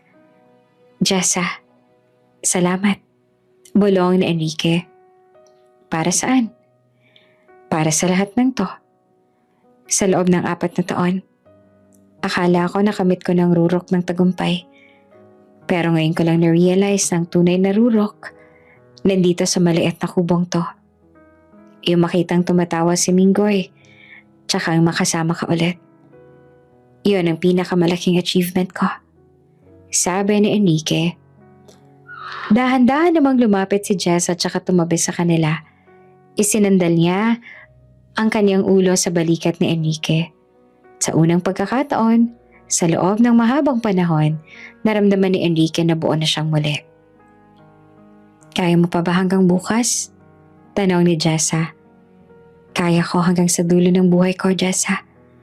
Kahit tuyo lang ulam natin araw-araw. Basta kayo ang kasama ko. Hindi ako magrereklamo. Pangako ni Enrique. Seryoso ka ba talaga sa pag-iwan sa kumpanya mo? Tanong ni Jessa. Yung kumpanya, building lang yun tsaka pera. Yung pamilya, buhay. Mas pipiliin ko yung buhay kesa sa mga bato tsaka bakal, Jessa. Bukas turuan mo naman ako mag-araro, ha? Biro pa ni Enrique. Natawa naman si Jessa tsaka niyakap ng mahigpit ang asawa. Ang 3 araw ni Enrique sa probinsya ay nagsimula sa isang hamon na hindi niya inaasahan. Isang matinding sakit ng katawan na halos hindi niya maigalaw ang kanyang mga binti. Pagbangon niya sa banig, naramdaman niya bawat litid sa kanyang likod na parang hinihila ng mga bakal na kawad. Pero na makita niya ang sinag ng araw na tumatagos sa dingding na kawayan, tsaka marinig ang tawa ni Minggoy sa labas, pilit niyang itinayo ang kanyang sarili. Hindi siya pwedeng sumuko ngayon. Nay, tignan niya si tatay parang robot maglakad. Tawa ni Minggoy habang tinuturo ang kanyang ama na dahan-dahang bumababa sa hagdanan ng kubo. Natawa rin si Jessa, pero may bakas ang pag-aalala sa kanyang mga mata. Sabi ko naman sa iyo, Enrique, hindi biro ang trabaho rito. Gusto mo bang magpahinga muna ngayong araw? Ako na lang tatapos sa bilaran. Umiling si Enrique, kahit na ang totoo ay gusto niyang humiga ulit. Hindi. Nangangako kay Minggoy na tutulungan ko siya sa bodega. At saka, kailangan kong matutunan kung paano mag-ayos ng mga sako nang hindi sumasakit ang likod. Matapos ang almusal na binubuo ng sinangag, tsaka naging trademark na lang tuyo, naglakad ang mag-anak patungo sa malawak na bilaran. Pero bago pa man sila makarating sa bodega, nakarinig na sila ng parang mga sasakyang paparating. Huminto ang 3 itim na SUV sa tapat ng bilaran. Dahilan para kumalat ang makapal na alikabok sa mga tuyong palay. Bumuka sa mga pinto at saka lumabas ang mga lalaki naka-suit, naka-shades, yung board of directors ng kanyang kumpanya, kasama ang kanyang chief legal counsel. Sir Enrique, sigaw ni Mr. Borak, yung pinakamatandang miyembro ng board. Anong ginagawa niyo rito? Look at yourself. You look like a commoner. Napatigil si Enrique. Tumingin siya sa kanyang sarili na nakasando na may mantsa ng putik. Maong na short na kupas. Tsaka mga paang balot ng alikabok ng palay. Pagkatapos ay tumingin siya sa kanyang mga kasamahan na mukhang mga alien sa gitna ng bukid. Anong ginagawa niyo rito, Mr. Borak? I thought I made it clear to my secretary that I'm on leave. Malamig na sabi ni Enrique na ang kanyang boses ay bumalik sa pagiging dominante na kinatatakutan sa syudad. Sir, the hostile takeover is real. We need your signature to block the sale of the prime assets. Billions are at stake. Pagmamakaawa ng abogado. You cannot stay here playing house while your empire is crumbling. Naramdaman naman ni Enrique ang paghigpit ng hawak ni Minggoy sa kanyang kamay. Ang bata ay natatakot sa mga bagong dating. Lumingon si Enrique kay Jessa at nakita niya ang ekspresyong kinatatakutan niya. Ang tingin na nagsasabing, "Sabi ko na nga ba, babalik ka rin sa kanila." "Enrique," tawag na Jessa na ang boses ay mahinahon pero puno ng pait. "Puntahan mo na sila. Yan ang tunay mong mundo. Yan ang buhay na kinalakihan mo. Hindi mo kailangang magpanggap na magsasaka para lang makuha ang loob namin." "Jessa, wait." Pigil ni Enrique. Humarap siya sa mga direktor. "Mr. Burak, attorney, listen to me carefully. Hindi gumuho ang empire ko dahil lang wala akong ilang araw. Gumuho ang empire ko nung hinayaan ko maging alipin ako ng mga numerong yan habang ang pamilya ko nagdurusa rito." "But sir, the money, the prestige," sigaw ni Mr. Burak. "The money can be earned back. The prestige is just an ego trip. Pero yung 4 na taon na nawala sa akin, kasama ang anak ko, yun ang hindi ko na mababayaran ng kahit anong asset." Tugon ni Enrique. Kinuha niya ang mga papeles mula sa abogado. Inakala ng lahat na pipirma siya, pero sa halip, tinitigan niya ang bawat page. "I will sign the authorization for the proxy vote. I will give you the power to defend the company. Pero hindi ako sasama sa inyo. Mananatili ako rito." "Sir, you're crazy. You're choosing this? This dirt over the boardroom?" Hindi naman makapaniwalang sabi ni Mr. Burak. Lumapit si Enrique sa isang tumpok ng palay tsaka kumuha ng isang dakot. "Mr. Burak, tingnan mo to. Yung palay na to, pinaghirapan ng asawa ko tsaka ng anak ko sa ilalim ng araw. Bawat butil nito, may kwento ng pagsisikap. Yung mga numerong hawak ninyo, mga pixels lang yan sa screen. Kung gusto niyo akong i-remove as CEO, go ahead. I have enough personal wealth to live here comfortably for 10 lifetimes. Ngayon, umalis na kayo. Nasasapawan ng pabango niyo ang amoy ng mga palay." Nakangangang umalis ang mga director. Habang papalayo ang mga SUV, muling bumalik ang katahimikan sa baryo. Humarap si Enrique kay Jessa na hanggang ngayon ay hindi pa rin makapaniwala sa narinig. "Bakit mo ginawa yun?" tanong ni Jessa. "Maraming pwedeng mawala sa'yo." "Jessa, na-realize ko nung nakita ko silang lahat kanina. Nang nakita ko mga mukha nilang puno ng stress tsaka kasalaman, naisip ko, ayoko nang bumalik sa ganon. Ayoko lumaki si Minggoy na nakikita ang tatay niya na laging galit sa tawag tsaka walang oras para sa kanya." Paliwanag ni Enrique. Lumuhod siya para pantayan si Minggoy. "Anak, gusto mo bang maging mayaman balang araw?" Umiling si Minggoy. "Gusto ko lang po maging katulad niyo, tatay. Yung marunong magbilad ng palay tsaka marunong din manghuli ng tutubi." Napaiyak si Enrique, tsaka niyakap ng mahigpit ang anak. Sa pagkakataong to, si Jessa nang lumapit tsaka yumakap sa kanilang dalawa. "Patawarin mo ako, Enrique. Kung naging matigas ako sa'yo nitong mga nakaraang araw." Bulong ni Jessa. "Natatakot lang din ako na baka panandalian lang lahat ng to." "Hindi to panandalian, Jessa. Plano ko na magpatayo ng maliit na bahay rito. Yung isang maayos sa tahanan para sa atin. Tsaka gusto ko mag-invest para sa mga magsasaka dito. Gusto kong gawing mas madali ang buhay nila. Hindi para kumita kundi para makabawi sa lupang kumupkup sa inyo nung wala ako." Sabi ni Enrique. Sa hapon na yon, imbes na magtrabaho, nagpunta silang tatlo sa ilog. Doon nagtampisaw sila sa malinis na tubig. Ang kanyang balat ay mas sunog na ngayon. Ang kanyang mga kamay ay puno ng paltos. Pero ang kanyang ngiti ay ang pinakatotoong nangiting na ipakita niya sa buong buhay niya.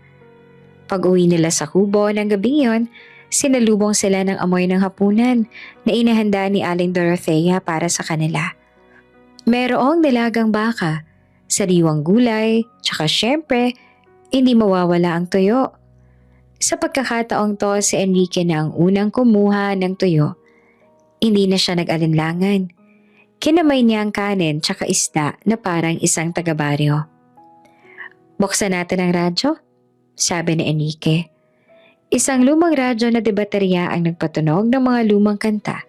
Sumasayaw si Mingoy sa gitna ng kalsada, habang si Enrique tsaka Jessa naman ay magkahawak kamay na nanonood. "Seryoso ka ba sa pagpapatayo ng bahay rito?" tanong ni Jessa bago sila matulog. "Oo, pero gusto ko may malawak na bilaran ng palay sa harap. Para tuwing umaga, maaalala ko kung paano ko kayo nahanap," sagot ni Enrique. Ngumiti naman si Jessa kay Enrique bago sila magkayakap na natulog. Gayang pangako ni Enrique, nagpatayo nga siya ng bahay sa bukid. Hindi niya na rin nanais pa na bumalik sa syudad para kuhanin lahat ng meron siya roon. Dahil alam niya sa sarili niyang wala doon ang kailangan niya. Dahil ang pamilya niya nandito. At dito niya gustong ipagpatuloy ang buhay niya kasama ang kaniyang mag-ina.